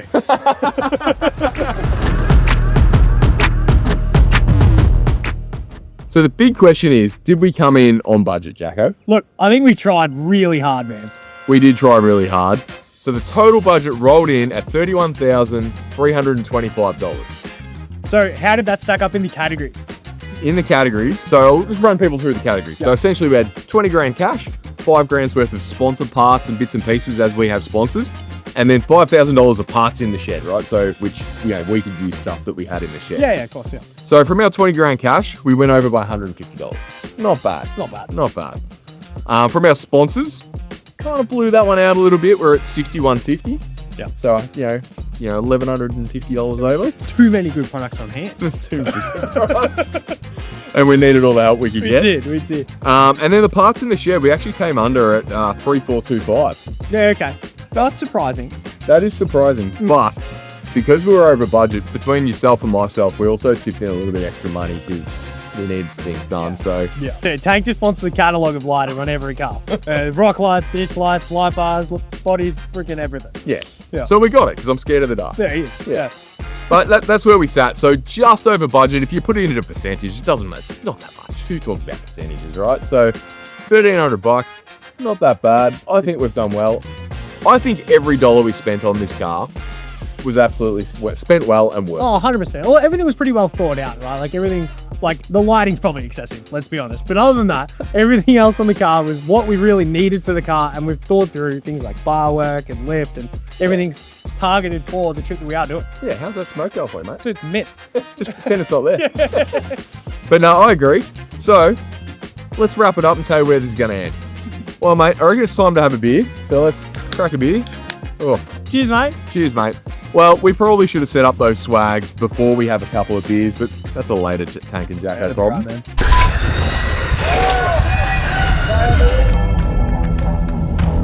We're here, out in the Tassie bush, big bog holes, CV breaker having a crack. Let's get into it. Over the last 3 weeks, you watched us buy, test and build an epic Prado, which we think is worthy of the Land Cruiser badge. And we're not wasting any time as we get stuck into the very first track of the trip, Lake Cumberland.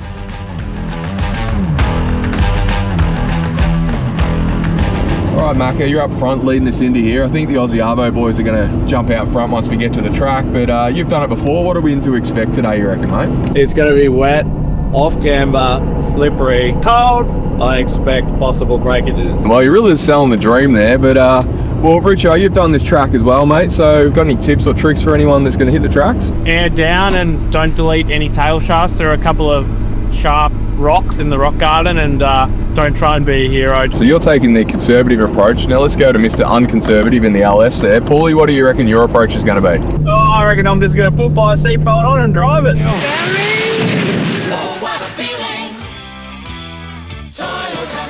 That's the answer I want. And Aussie Arvo boys, Dan and Liam, you'll be heading the crew out there today. What do you reckon? You haven't done it before. Jacko and I haven't done it before either. What's your tactic? Well, I don't know. We've already kind of got the best car for the job with this ADAC. We've got a patrol, so we're already one step ahead. We've been told this track has it all. Epic views, ruts, rock gardens, and as we're about to find out, it's not for the faint-hearted. This is proper cooked.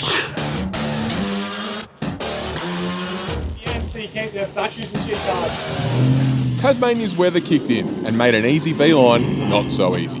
You know what else is not so easy? Getting your hands on one of these Kincrome Buildwars hoodies, which are on the Kincrome website. Limited stock. This is like one of not very many left, so. All right, anyway, back to Tassie. Well, this has turned into a bit of a mission. I'm wedged in against the bank just to try and stop the car from sliding, and he's got a double line pull, and he's got max tracks under the wheel and it won't pull him out, so he must be proper stuff.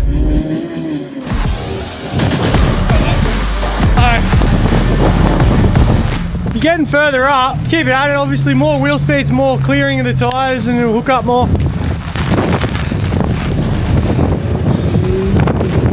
Dan and Liam bogged up to the axles. It left everyone else with only one option of taking the main line and risking some massive panel damage. I think Jacko's going to be upset at me. I've done a bit of a miracle leak. And we chose to come up that hill, so I hope he doesn't do a whole front to rear side of the car.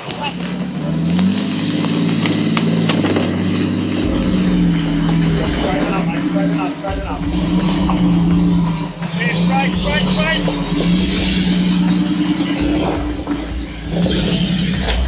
Stop.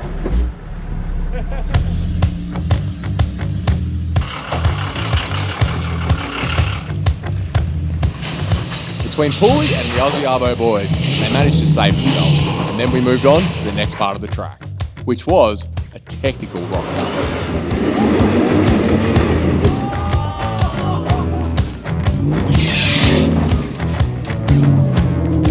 I don't know if Prado's going to drive this one. I'm going to try, but I'm going to try not to break.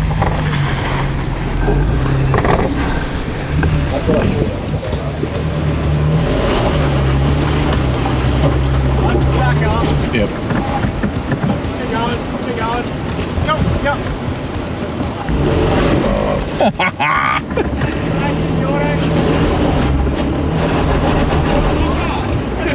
The locker's on.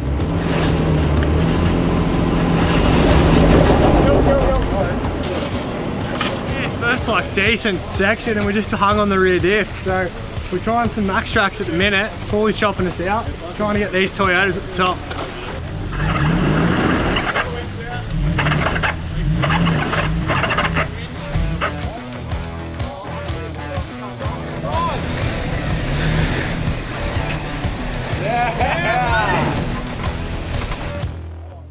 After successfully navigating through some technical rock gardens, we made it to the infamous Lake Cumberland switchback.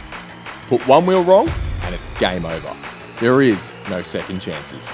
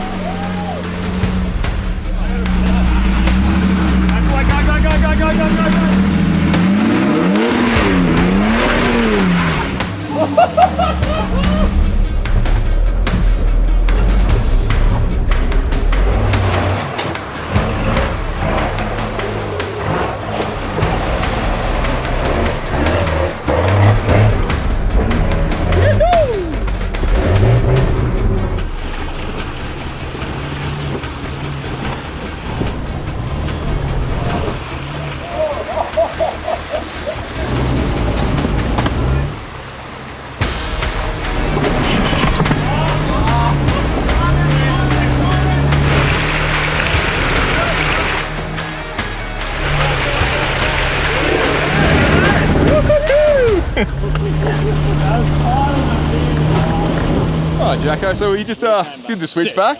Mate, the grocery getter killed it, man. That was a sick drive. We showed everybody our beautiful bash plates. And it was good. Tank killed it. I got a bit nervous right at the end. He was a fair way off the line, and I didn't really want to tell him anything in case he went and stopped. So, but yeah, the fuel tires worked a treat on that terrain, and the lockers worked. Everything works so far. So. Yeah. So far, so good. So far, so good. Big wheel lift over here in the bushes where I got off the track. But you know what? I just like to make things look dramatic. Yeah, just stay there, Tango. Let's go.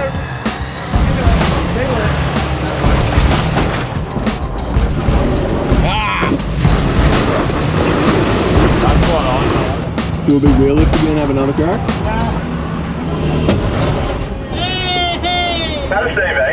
Should have just drove it. The number plate's lived up to its name. I think we just popped the front right-hand CV. So we're going to winch ourselves up here and get the CV toolkit out and fix it.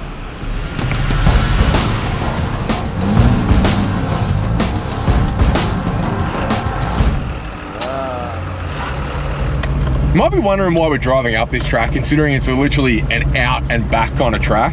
But the cool thing is, the track is called Lake Cumberland. The reason it's called Lake Cumberland is there's a lake at the top of this climb, and it's the only way you can see this lake is to basically drive or walk up this track. So the whole point is we want to get up and see this lake.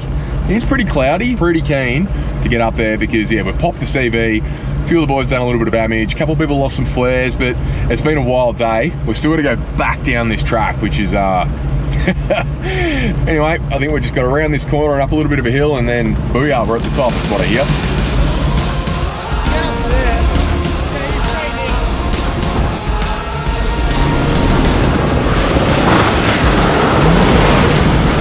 What's it doing to you, Pooley?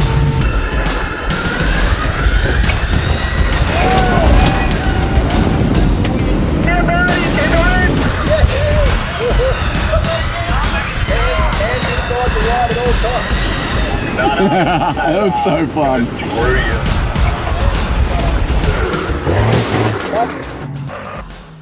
With the switchbacks behind us, we continued up the track, only to be met with a fork in the road and with a broken CV. With Lake Cumberland just over the crest, Jacko and I took what we thought was the easier line.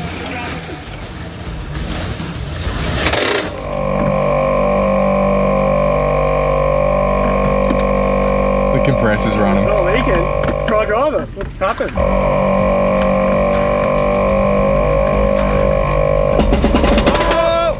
It's broken a rear left axle or a diff. Our day just got wild, boys. We think this did a rear diff.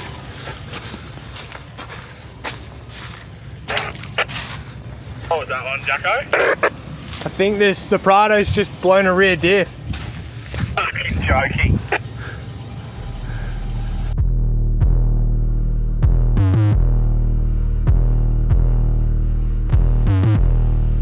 Did I just hear that? And I was like, shit, it's going to be a long night, boys. Okay, how are we going to fix this? We spoke about bringing spare diffs, and then we all kind of laughed and went, nah, diffs will be fine. We won't break diffs. And then now we were here. So. It's all chaos at the top, I tell ya. Richo's lost his brakes. Tanko's down to one-wheel drive, which doesn't surprise me at all. And the boys have lost a bit of panel damage, but I lost a tie rod. It's just all happening. Anyway, let's get to the top, and then we'll get down, and then we'll have a nice, tasty beer.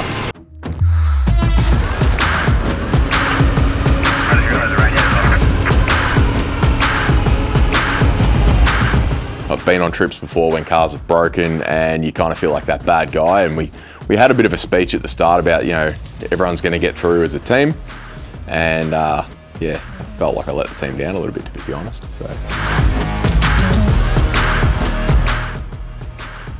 The team, I guess, split up, and there was half the team with Richo, half the team with us, and we made a good spot to work on it and came up with a plan of we're going to have to pull a diff center. That's going to be an average job in these conditions.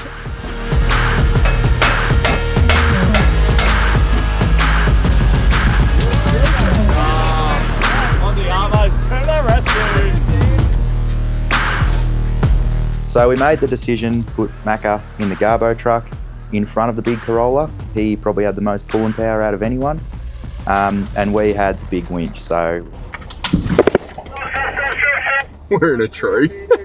The other mirror's just full gone. We won't tell Jacko. Whoa. We're fucking. We're proper two-wheeled.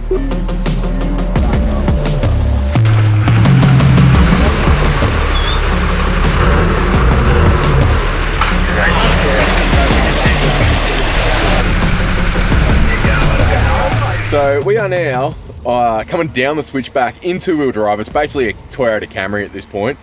Dan's about to hook onto the back of me to pull the rear of the car around a bit. Pooley's guiding me in the front, trying to get the front around a rock. And we're on a pretty wild angle, and I don't have a lot of control when you're only in front-wheel drive, but this has been a hectic trip down the hill, and it's been super fun. Let's get this down here. This is the last major thing, and then we can get out of here.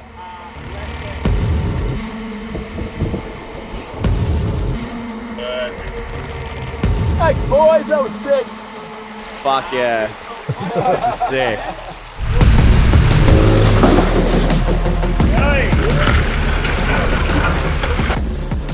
There were more than a handful of hairy moments coming down that hill, but eventually we made it down without any more breakages.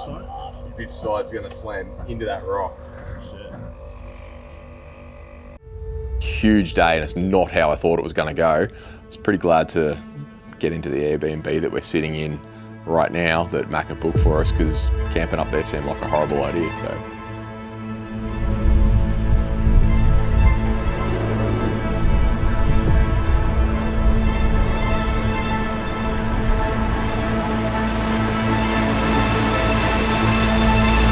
Prado has no rear diff in anymore, so we've found a lovely gentleman on Facebook Marketplace that's going to give us a diff center for the Prado. The boys back at the camp are pulling it apart, but Dan, we're on a bit of a mission, finding out that Tassie's pretty wild. We are, that's it. Done the diff, and we're on a bit of a scenic adventure to go find another one. The roads here are fantastic, super windy through the hills. Definitely a bit of a challenge today because there's a few broken cars. Rich's got a broken brake line, which I think he's found parts for. But anyway, we're gonna keep trucking down this road, get this Marketplace diff center, put it back in, weld it up, maybe, and get back on the tracks.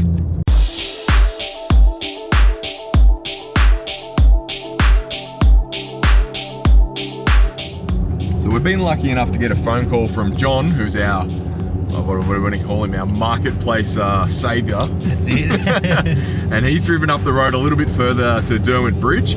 So we're just rolling into town now, and apparently we're going to meet him at a servo, get a diff center, and then turn around and drive back another hour and a half. But yeah, John's a bit of a legend, chopped us out, and we're going to try to meet him. We might introduce you to John if he lets us be on camera.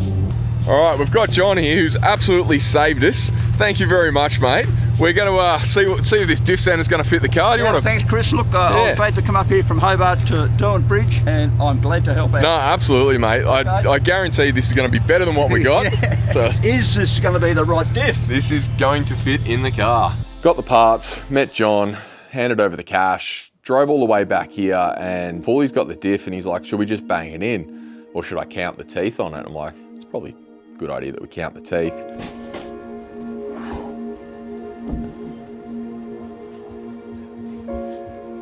I'll count this one again. 39 though is what it's meant to be. What's 41 divided? 37. Is that a common? I think so. Counts it around again, and again 41 teeth. It turned out to be a 3.7 diff that we pulled out of the car, so wasted a whole day to get the wrong parts. Everyone's mood had dropped pretty quickly. I guess it's one of those things, you work on cars enough, you always have these moments. It's not an if, it's a when. But this was a pretty big one. Obviously it's a bit of a hold up, but we play these games, we push cars and things break. It's inconvenient sometimes, but everyone comes together and we'll get it fixed and get back out there. In the northern part of the Tassie, we could see destructive wind gusts to 125 today. Tassie has imposed unwritten monthly issues can be requested rainfall alerts.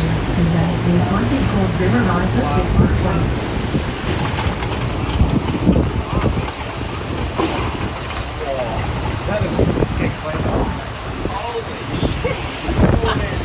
I think what I've experienced over the last couple of days is the crew, and I guess like the family that we've built here with all the channels involved and the Kincrome team, really shows how much everyone, one, cares about each other, looks after each other, has everybody's back. We've been on Marketplace again and we think we've found a diff centre, and there's a new plan. We're going to move some days around and just go harder at wheeling to get it done, get this diff, get it in, pretend it never happened. Might be under here.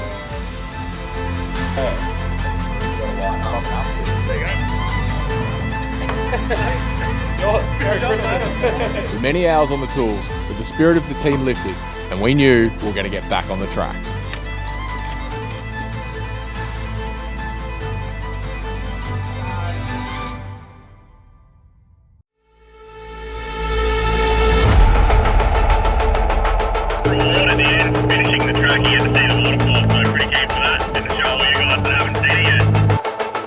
We have made it to the gorgeous Ring River track, deep in the forest. Buildwars 2025, this is track number 2. Jacko's driving today, and hopefully we don't break anything.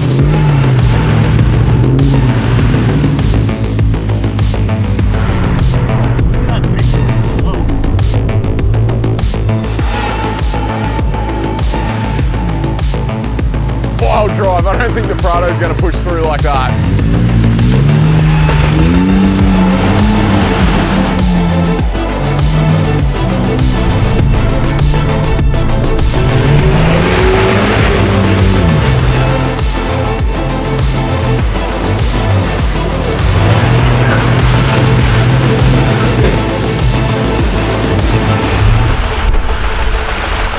So we're maybe a kilometre, boys, into the Ring River track, and as you can see, the bog holes are big. So we're going to set up a bit of recovery here because the confidence is pretty low on getting through this one. Although Pooley's heading in first, and he's got all the power. So and no waiters, he's committed. No waiters too. He's ready to rock. Do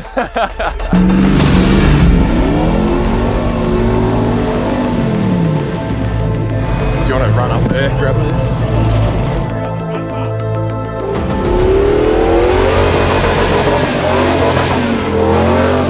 Broken tank, are we going to make it? Oh, there's no chance that Jacko's going to make it through here. If the LS Hilux will waste probably half the weight of our car, with all that power and those tyres, was going to not make it. We ain't going to make it, but key is we're going to have a crack.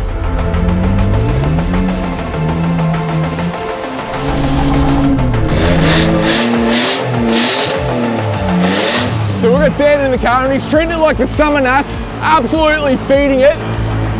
What a fucking weapon!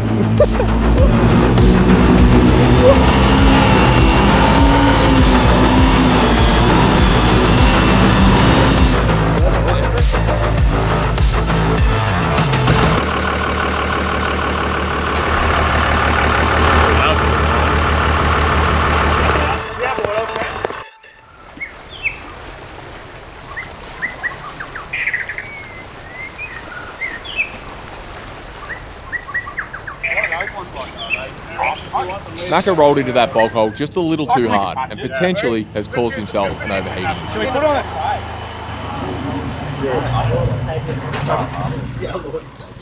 Mac has had the fans go through his radiator and probably the first deep bog hole, so with a mechanical fan, it's grabbed it, snapped the blades and smashed the radiator. But luckily, we borrowed a tap off some fellas in town to get our diff in, and they said, "I'll keep our number, and if you need any other bits, give us a bell." So the boys are giving him a bell, and you wouldn't believe it, but they've got the radiator that we need. So the runner's just heading back, and they're gonna go pick it up. We're gonna throw it in.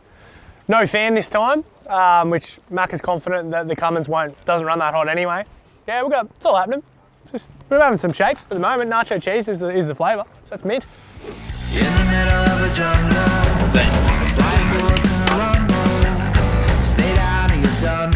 Just doing another little on-track repair here. So we've got a carbon winch in here, and it was pretty cool because we managed to put an air spool on here so we don't have to get out, unlock and relock the clutch on it. But unfortunately, when we run the wires under the car, we ran it next to something a little bit hot and it melted the airline. We brought spare airline because we're absolutely preppers. Because we want free spool to work, we've just run it externally into the car, and I think that when we finally need it, we're going to be pumped that we've done this. Got a copy, Macca? Yeah, mate. You're on your way back? Yeah, we're nearly back. Awesome, dude. We'll get it all ready and get it prepped for you. I think we've got the radiator. Yeah, but we got the tools, brother.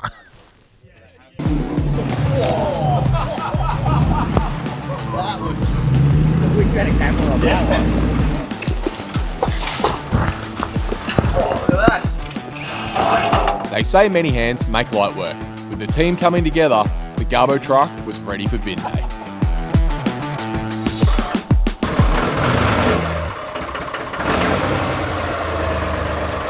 We've got Macca back on the road. There's two lines up here, and honestly, this one, as you can see, is a very deep bog hole, and there's a big step into it. So I reckon we're going to take that line. Both of them are pretty treacherous. This one's obviously got a heap of water, the other one's got a heap of cut trees and stuff, so Tassie. We'll just see what happens, I guess.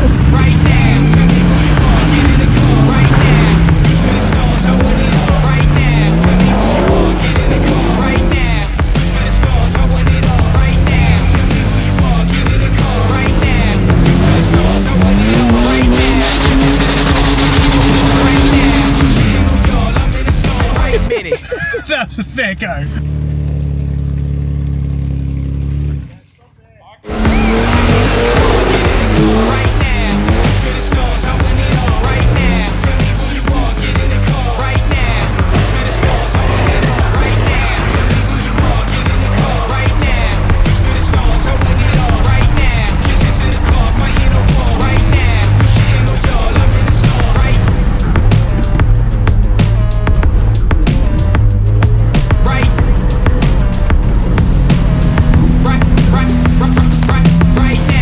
Camera team are in the back and they're just saying that the rest of the track's pretty cruisy, so we'll just probably click on cruise control, dude. Yeah, dude, I'll bang it on. Bang on cruise control? Cruise control, it's on. Yeah. Stop at Macca's on the way, get a sundae. Oh, coffee frappe. Coffee frappe? Yeah, that'd be a bit of a ride. Can I get an Oreo McFlurry? Oh, I don't know, mate. If you be good. I'll be good. Yeah. Yeah. But anyway, how was that other hill? Oh, well, you didn't drive up it? Yeah. Yeah. But you drove with mechanical sympathy. Car's still got a diff in it though. It's got still got a diff in it. Watch this, ready? Oh, it goes forward. Still goes forward, yeah. Doesn't go bang, bang, bang, bang. Yeah. Yeah. And we got further than Richo. We got further than Richo. So Yep. we weren't the worst run up there. Yep. Weren't the best, but we weren't the worst, you know? That's the Prado type, man. It just can't do everything the best, but it can do everything. And it's just started to rain and hail. Yeah, it's sick. Tasmania. It's good for them. Trying to clean the window, so because our wipers are. Oh, they work on this angle. Look at that. Oh, it's because it does. Yeah. I don't want to try to walk across here. Tassie tracks were harsh and relentless, but we had to keep pushing.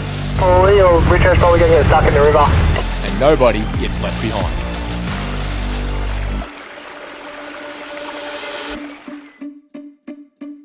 Macca and Pooley now have no fans. Macca's thing's going alright, doesn't seem to be getting hot. Pooley's thing doesn't seem to be getting off rev limiter. So we needed to rig up something to be able to cool down this thing while we're going up this track, and this is what we've come up with.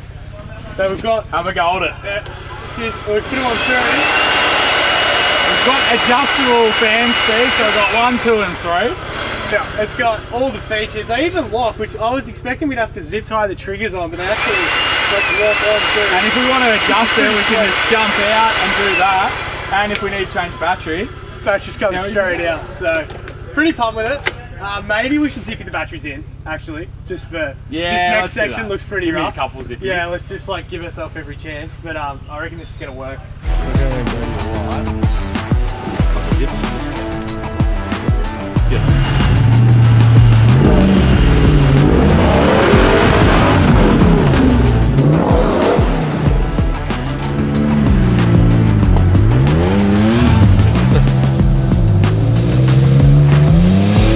Yeah, now I got the door. Kissed it on this lovely branch here.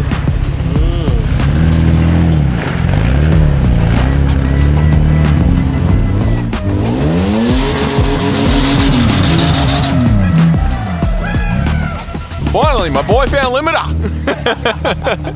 What do you reckon, Pooley? Oh, I reckon that was a good drive, other than the bit where he had to winch. Yeah, exactly. If you were driving though, you wouldn't have had to winch. Also, might have had a broken seat. That'd definitely be broken if I was driving.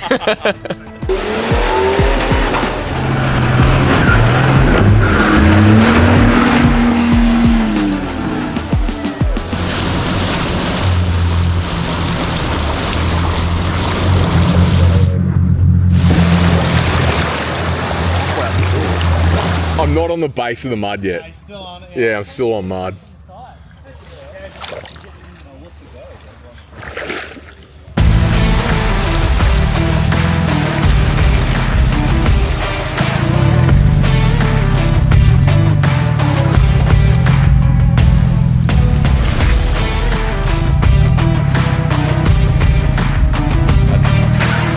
That's really good. Good drive, Jackson. I like that one.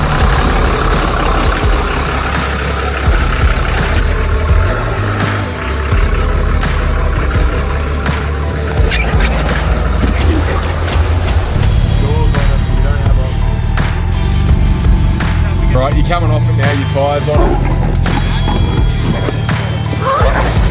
That's what that's there for. Door slider. Yeah, the door slider. Yeah, that's the one.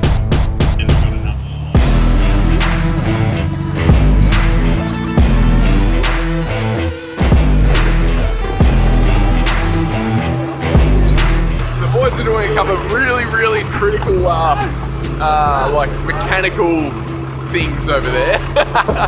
Trying to cool the car down with some really cold water out of the river.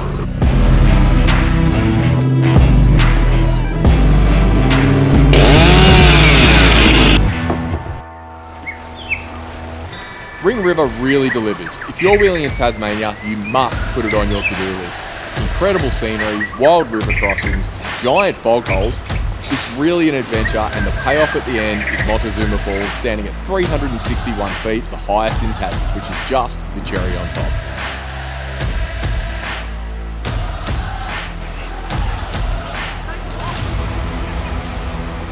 But that sweetness didn't last too long, because as we were leaving the falls, the Prado had a new sound and it was feeling very different.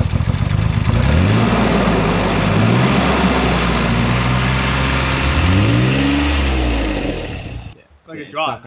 Yeah, it just doesn't like idling at really low RPM.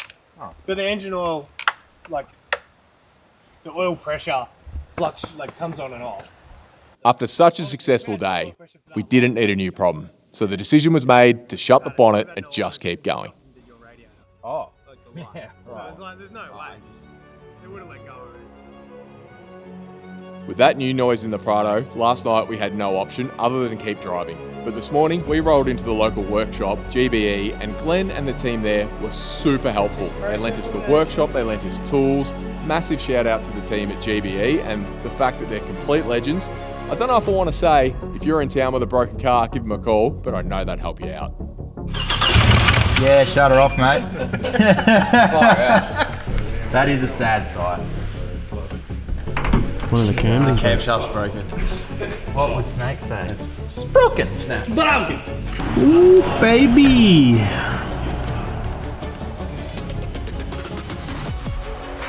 To be honest, we're up shit creek without a Prado.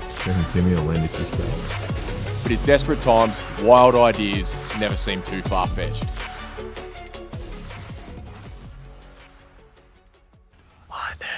to see if we can borrow a car.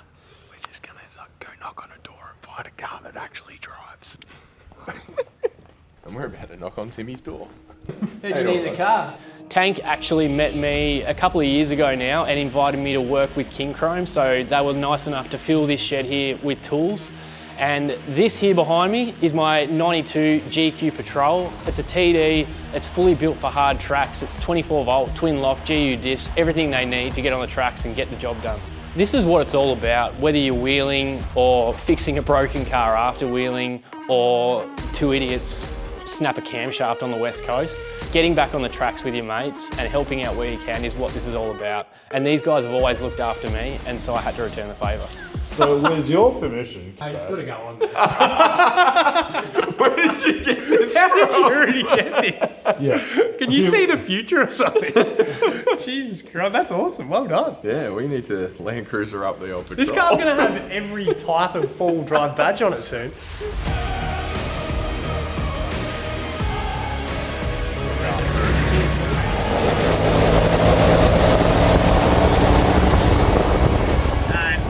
I can't believe he's let us take his GQ. Like, I watch this, like, his videos and stuff is like, you know, I'll finish the day's work, I'm sitting on the couch having a beer, but just watching this car wheel is just one of my favourite ways to just like wind down. And I actually cannot believe we're driving this car right now. This car is so good. I can't wait to wheel it. Yeah. I just can't believe we're driving it. Honestly, it's such a legend. It's probably, I'm going to say probably one of the toughest GQs in this country. Dude, and it flies. Like, I don't drive many diesel full drives at all. But, so Tank's probably going, yeah, like the cruiser's going like this, but I am blown away at how like well this goes. Yeah. Anyway, Timmy, you're a legend. You're keeping Buildwars 2025 going. Massive thanks to Timmy, man. What a legend. Awesome work. We wouldn't be here without you, mate. Cheers.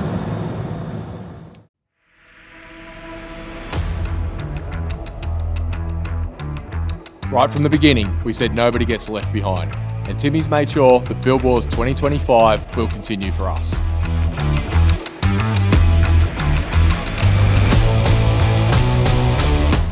Righto boys, it's been a very, very big mission so far. We're down at Prado, we've got slipping clutches, overheating cars, alternators blowing up. But Richo, this is your day, we're heading out to Cheap Track. I hear you haven't wheeled this track before, but you might have seen a little bit of this area on a mountain bike. So what do you think it's going to be like? Man, the northeast corner of Tassie is absolutely spectacular. Yeah, I've ridden a heap out here, and I've seen some videos of Jeep Track. I'm looking forward to it. We got a bright sunny day, which is the first one of the trip. It's just been raining sideways the whole time. So yeah, we should be in for a good day. It is nice that the sun's out finally after a bit of hail, wind, snow. We've seen it all, so the sun's out, that's good. All right, Macca, TJ up there, how you doing? What do you think it's going to be like? I know you boys have been on this track before. Yeah, mate, now we got this clutch sort of going again. It should be fun. I absolutely love this track. It's kind of a point and shoot, get it in the ruts and send it. Oh, that's good to hear. And you know, if we have any dramas with the clutch, I'm sure with the team of legends that we have here, we'll make it work. And if not, Timmy's old Big Patrol might have to tow you out, Macca. All right, Aussie Arvo boys, Dan, Liam, you guys been here before? I haven't. I don't think Dan has either. But yeah, I'm looking forward to it. I mean, from what I've heard, it sounds pretty rowdy, this track. So yeah, hopefully no more breakages, but I don't know, I'm feeling confident. We're about due for a day where everything goes smoothly. Mate, the sun's out, that's the first good sign. So yeah, we'll see how we go. Fantastic. And Dan, you're ready to pull out the chainsaw, I reckon, because you've got our chainsaw on board after the Prado left the chat, and I reckon we might need it a bit, you reckon? Yeah, I think we might have to. Look, it was really nice of you to give me that 500i. It's the one I'm missing in the middle, so stoked to have that on board. Thanks, Tanko. No worries, mate. And unfortunately, Pooley's racing his own little Bathurst out the front, and he's out of reception, so we'll just check back in with Pooley later on. Thanks for that, boys. Let's get out there.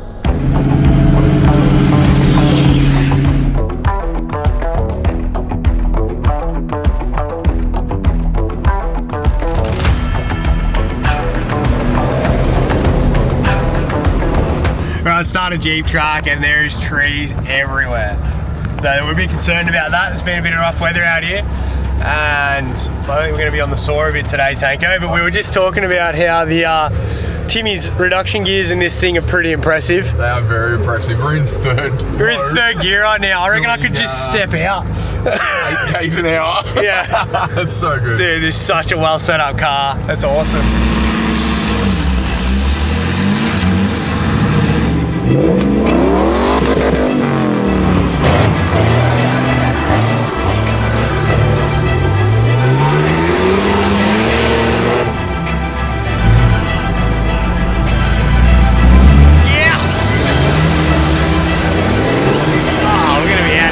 By the time we get there, it's good. Technologia. Fixed.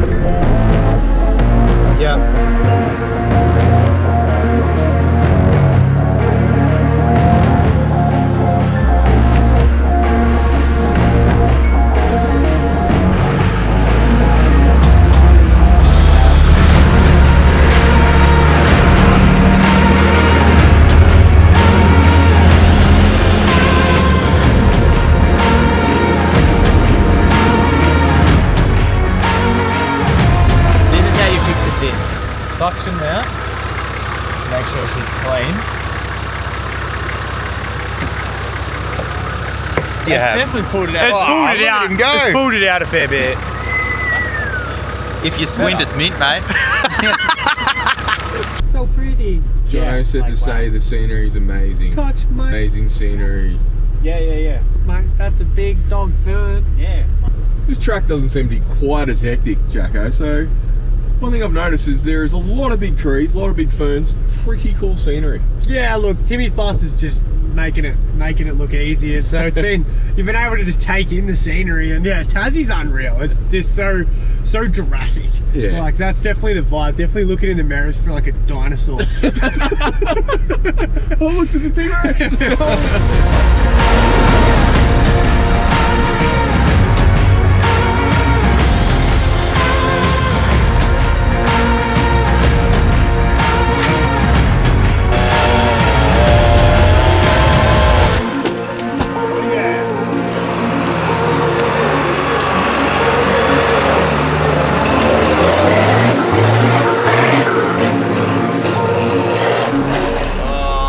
True patrol owner now.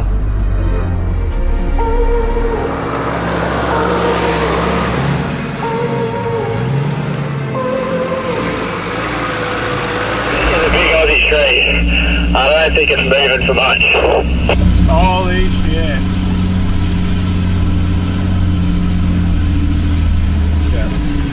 Stop here for a sec. Call that a tree, mate. That's a fucking tree. Yeah. Oh shit. Yeah, this is a showstopper. I was sort of expecting it, but I didn't expect it to be that big. So yeah, it's pretty mind-blowing. How big the root system is. The root systems are good. I'm from foot to toe, or foot to fingertip, I'm 2.4 metres. So that's a good 2.5 to 3 metres at the base there.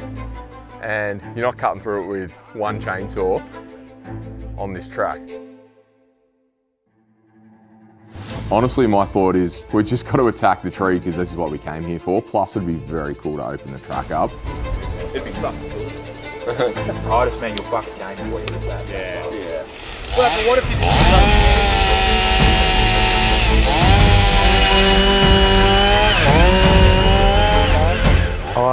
Grabbed the saw out of the car pretty quick. I've done a fair bit of cutting firewood around home and that sort of thing, so was actually pretty keen to jump on the saw.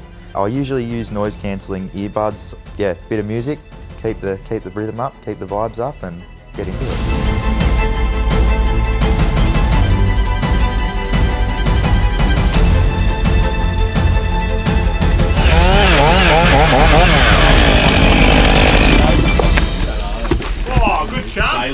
Well, this one was interesting because if it was just laying flat on the ground, it would have been easy. Like that saw would have no dramas, just cut from each side, straight through it. Probably if that tree was flat on the ground, 2 cuts, you'd be done in like 15 minutes, no worries.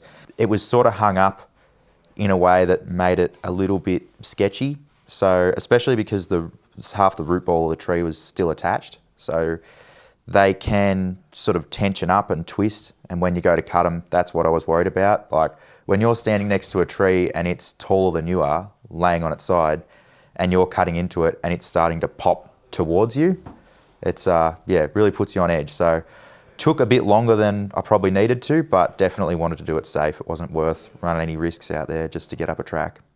Once we had that final cut where the tree did move a bit, everyone fired up, and it was like, righto, how are we going to get this out? And then, yeah, that was like, felt like stage 1 of 10 stages to be able to get this part out. So.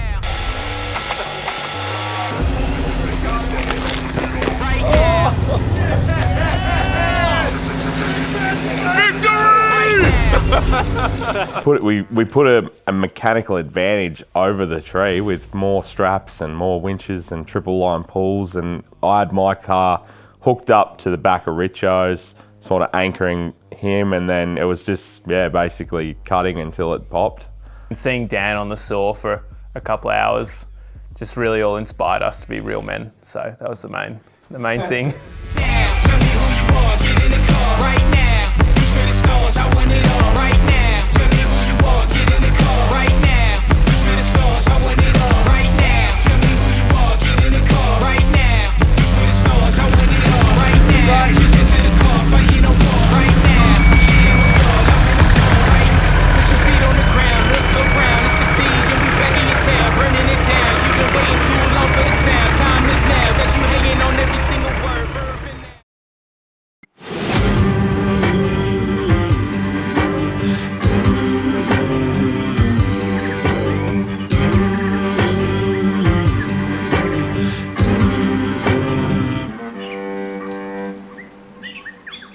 Buildwars, day 4, track 4.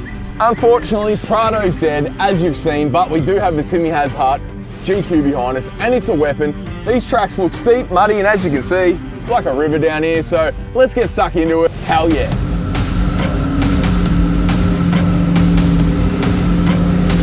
Pretty rocky.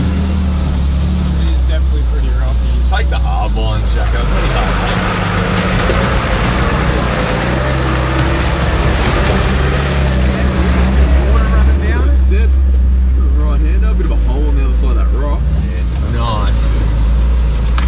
Turn in, put it on a big angle.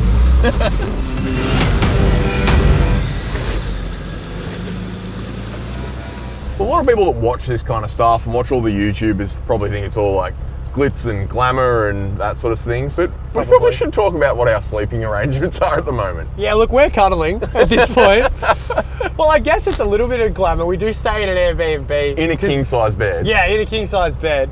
Weather dependent, right? Like, if the weather was good, which right now, it's amazing, but Tassie has been turning it on while we've been here. And yeah, just camping in the rain. Look, I've done it. After time, it starts to hurt. Yeah. And we left all our Dacia camping gear in the Prado. Did. So camping is no longer an option for us. So Jacko and I are bunking together in a king-size bed, sharing an ensuite, sharing meals. It's sad to say it, but it's not the first time we've had to sleep in the same bed either. It's definitely not. Put a ring on it, Jacko? I'll go a ring for you, yeah, mate. bro, thanks, man. Yeah, Look at that. Sorry, Claude. Double.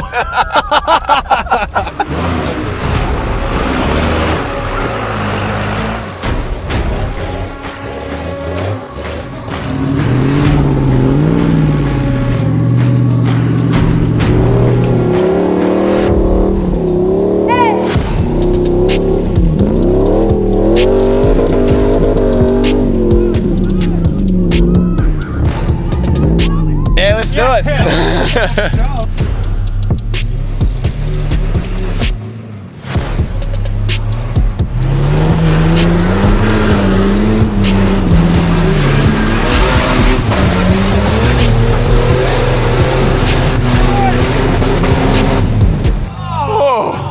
You've debated a tyre again. It sounds like it. We jumped from there. Yeah, but I gave it all she had, and she wasn't doing it. It looked pretty wild. That last bounce there. Yeah. It's a good drive. Yeah.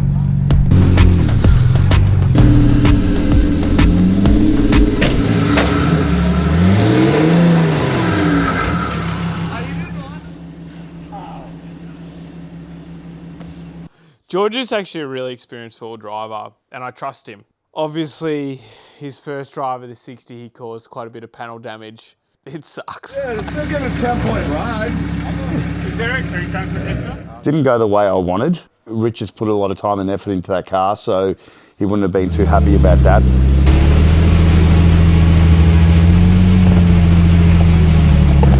All right, mate. We've seen how the other cars have driven it, so what line are we taking here? Oh, look, we're right at the main line, clearly. Like, yeah, George had a crack at trying to straddle, which, you know, sometimes it works, but that time it didn't. It dropped in, it's done a bit of panel damage, so definitely don't want to do that to Timmy's car. Yep. So we're going to run straight up the guts. There's two tones, right? It's like, look after Tim's car, but don't make Tim's car look bad. Yeah. So Tim said to send it, and yeah, let's do it. We're gonna have a send. We're having a send. Yeah. And we've got a wicked winch, so yeah, if we can't get it up, obviously Timmy's car's not on its big tyres, where this car's really built around those tyres. Yeah. So we're sort of starting at a disadvantage there. So I think looks like everything's scrubbing out on the diffs. Yeah. There's a slight chance we make it, but it's going to be a big send if we do. Yeah. Don't back off. No doubt. Timmy Reed.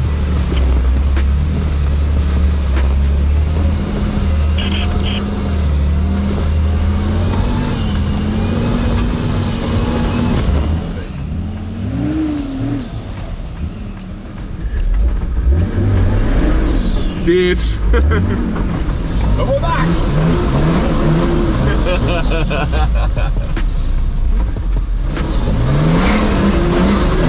Get there.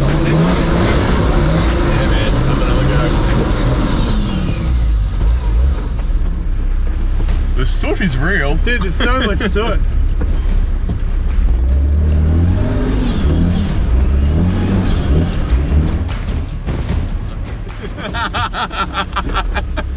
Alright, well, Timmy's car does have the little tyres on it. Jacko gave it a fair feed. Yeah. Unfortunately, little tyres, big diff. We'll be there all day just making a mess. Yeah. So now we're going to get stuck in the P line. Yeah.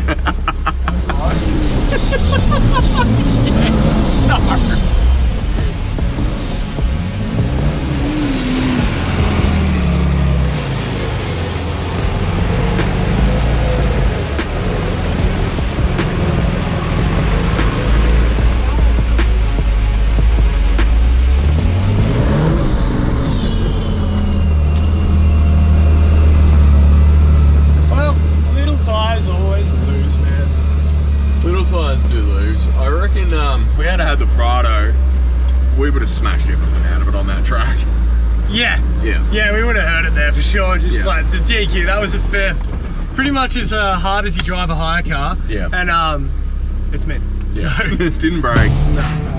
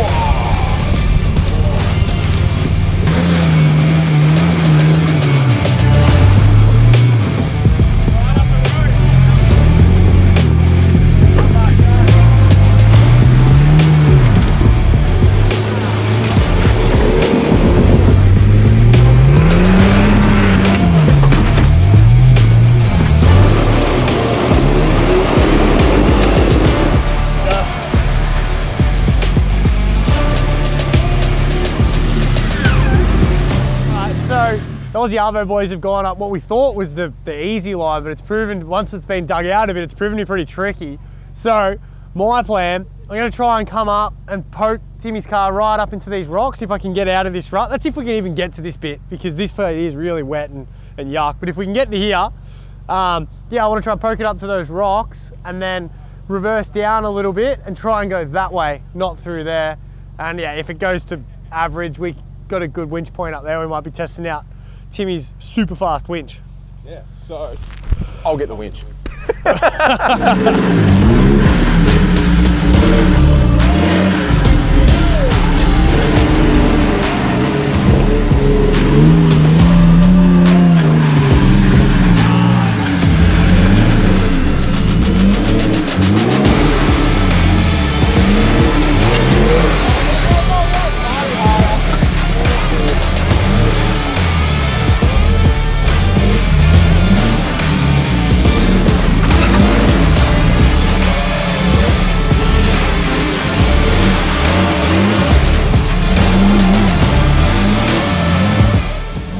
Yeah, it kind of went where I wanted it in the end and kind of made myself look a better driver than what I probably am.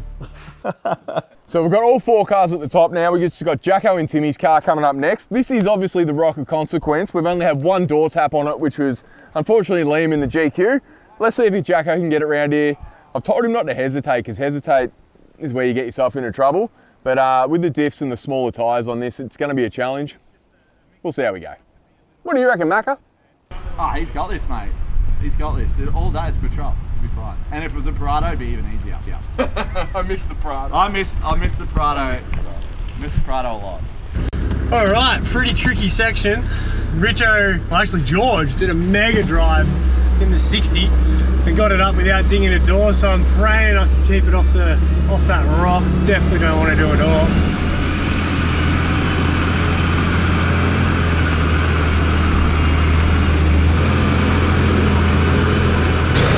Yeah, boy.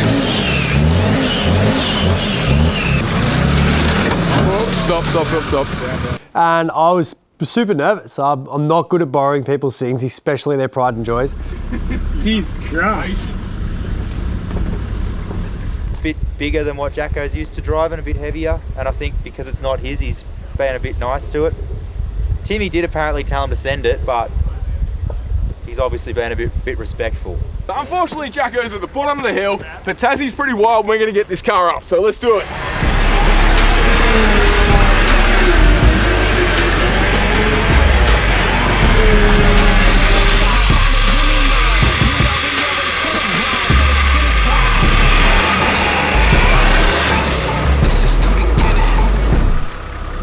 That is a bloody cool winch. Holy crap, I've never got to use like a proper high mount. That is fast. I feel like I'm letting Timmy down by not being able to drive these lines, but we're like an inch smaller than everyone else. I think, yeah, Richo and I, closed tyres, we're still a little smaller, and we got massive GE diffs, so yeah, got a little bit hung up in the mud there, but it was awesome to use this winch. This thing is a beast.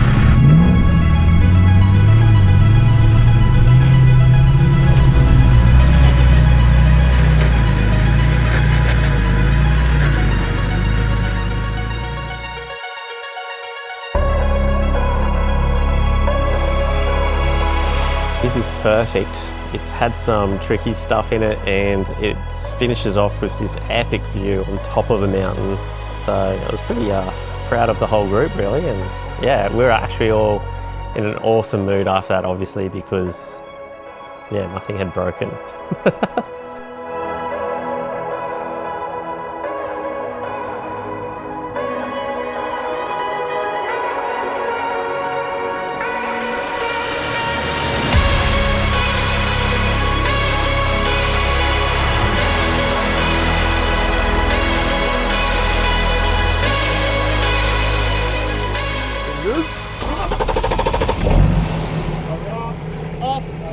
And then all of a sudden I've just given it a bit of a turn a little bit to the passenger side and it started to creak and I knew something was up.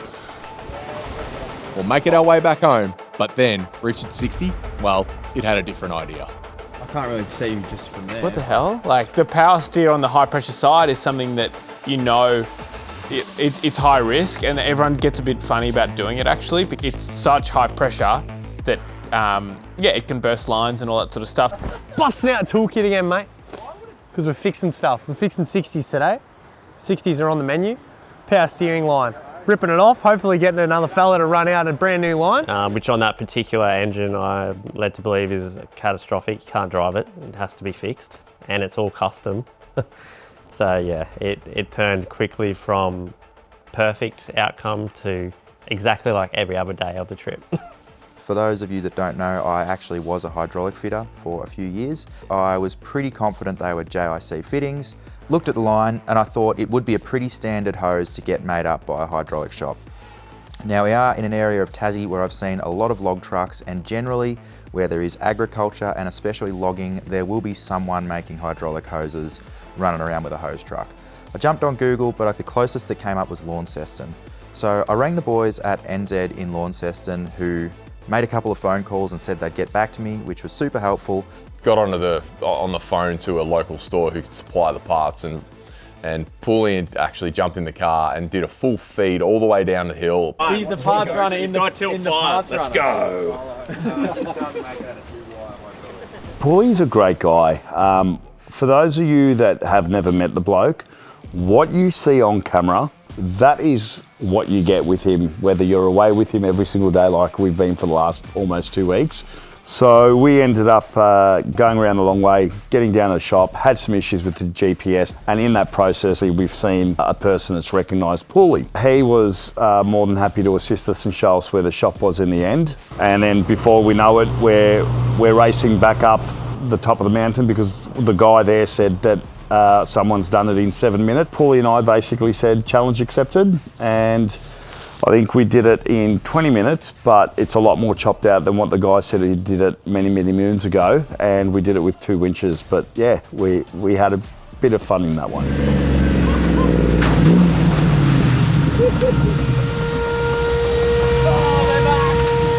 Within an hour and a half, the line was back on the car, like on top of a mountain in some remote corner of Tasmania.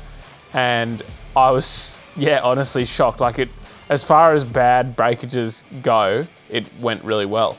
So yeah, shout out to the team. We've got the repair done on Richard's car, and we've noticed that Pooley mentioned there was some new noises that were unfamiliar to him, like right at the end of the track. And we've looked under the car, we've tightened up steering, and got a 122 Thrasher. Oh, is this a 122? Listen to that. Bring it on there. Come get the action. Come get it. I can only swing from there to there, and with the other one I was getting like the tiniest little bit because it kept rocking on the ratchet bit. This one's like... George actually noticed that the adapter plate was really damaged, splitting the gearbox and the engine. So that was a bit of a, uh-oh, what are we going to do now? And yeah, when I jumped back in the car with Tank, Pooley said, oh, I'm just going to drive it, it's going to be all right. That's gonna fuck up. Yeah. It's bad. It's bad. Yeah, that's gonna not make the end of the track. That I literally drove out and got to the exact same spot as I got when I got the radio call about Richo's car. So I was about 20 metres up the track, dead, I'm not even kidding you, the exact same spot. It was a bit of a showstopper, to be honest, because he had like no drive at all. Ratchet strut. I can loosen these. Ratchet strut around the chassis, around the transfer. Pull it that way. Your foot down on the clutch. Yeah, that's clutch down. Let it off. All the way off. I can see it. And just when we thought we were finished for the day, we were heading down, we got to the top of the rock, and we thought it was all done. Nice cruisy drive back to the pub. And unfortunately, this car has got zero drive at the moment. Oh, just fucking hang on, we'll get out. Yeah, the mighty Cummins got all the torque in the world. Literally, I towed him, I let the clutch out, no throttle, the whole way down, and it just pulls it like it's not even there.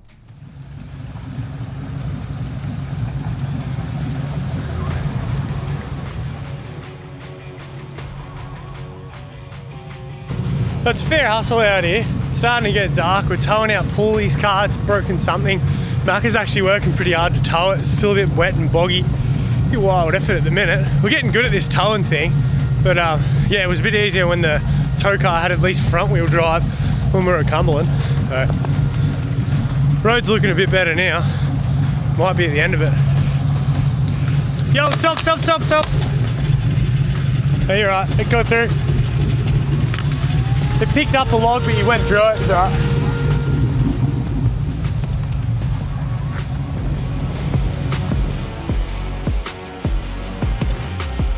So most of the boys are inside now, having a beer and relaxing, and Pooley's still actually out in a workshop now because he's had a pretty major drama with the runner.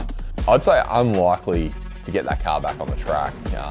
No drive, highly unlikely, which is disappointing.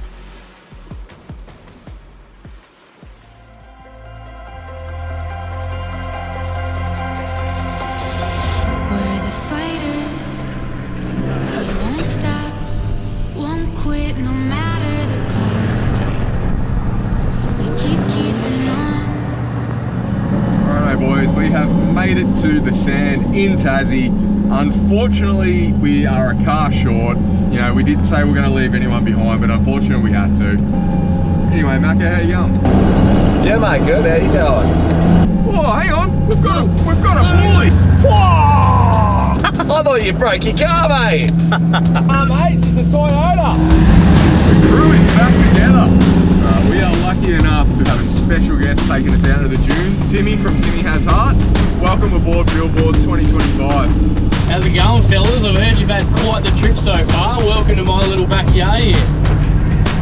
Without you, we couldn't have got it done, so you can lead the way. Show us how these dunes are done.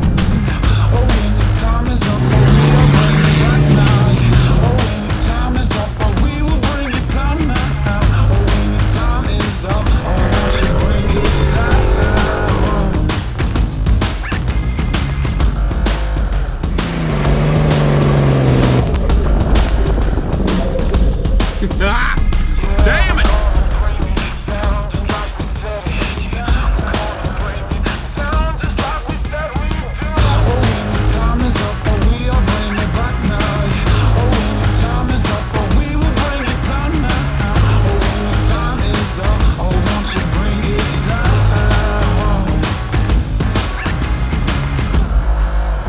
So that was Kincrome Buildwars 2025, and what an epic adventure. We had unbelievable builds, we had some unbelievable breakages, but we got all the cars through, which was fantastic. I want to call the boys in because without the team, this wouldn't happen. Jacko, what do you reckon? Oh dude, like Timmy lent us a car, like we've just had the best blokes out here this trip, and yeah, hopefully we can get another one in, man, because this has been unreal. Absolutely. So if you want to see us do this again, go bigger and better, make sure you jump in and donate a little bit to Movember. There's still a little bit of time left. Follow all the channels, get around it, and hopefully we can do this again. Boys, what do you reckon? Yeah. Let's get it. Woo-hoo! Woo!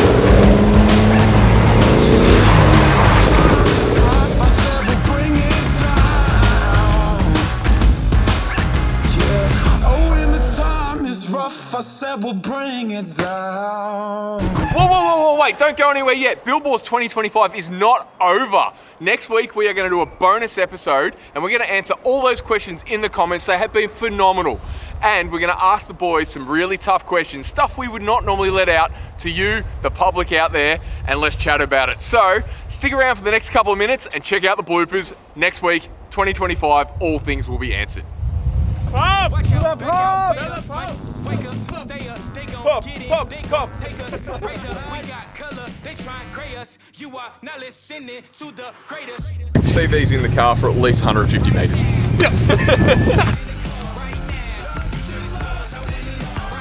I actually just want to say a big shout out to the guys at GBE who are local here in Zeehan. How you feeling, Jaya? Is he on channel? Yeah, we got like a new version of a CV breaker. An epic Prado, which we think is worthy of the Land Cruiser badge.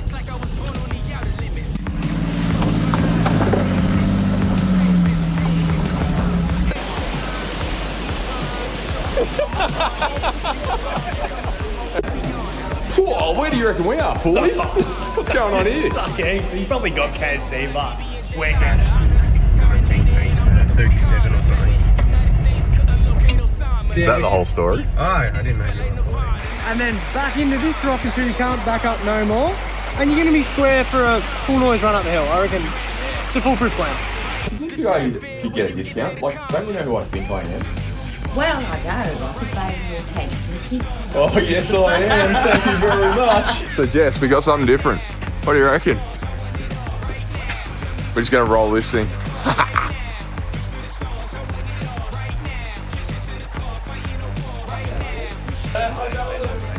Oh, one for the cameraman.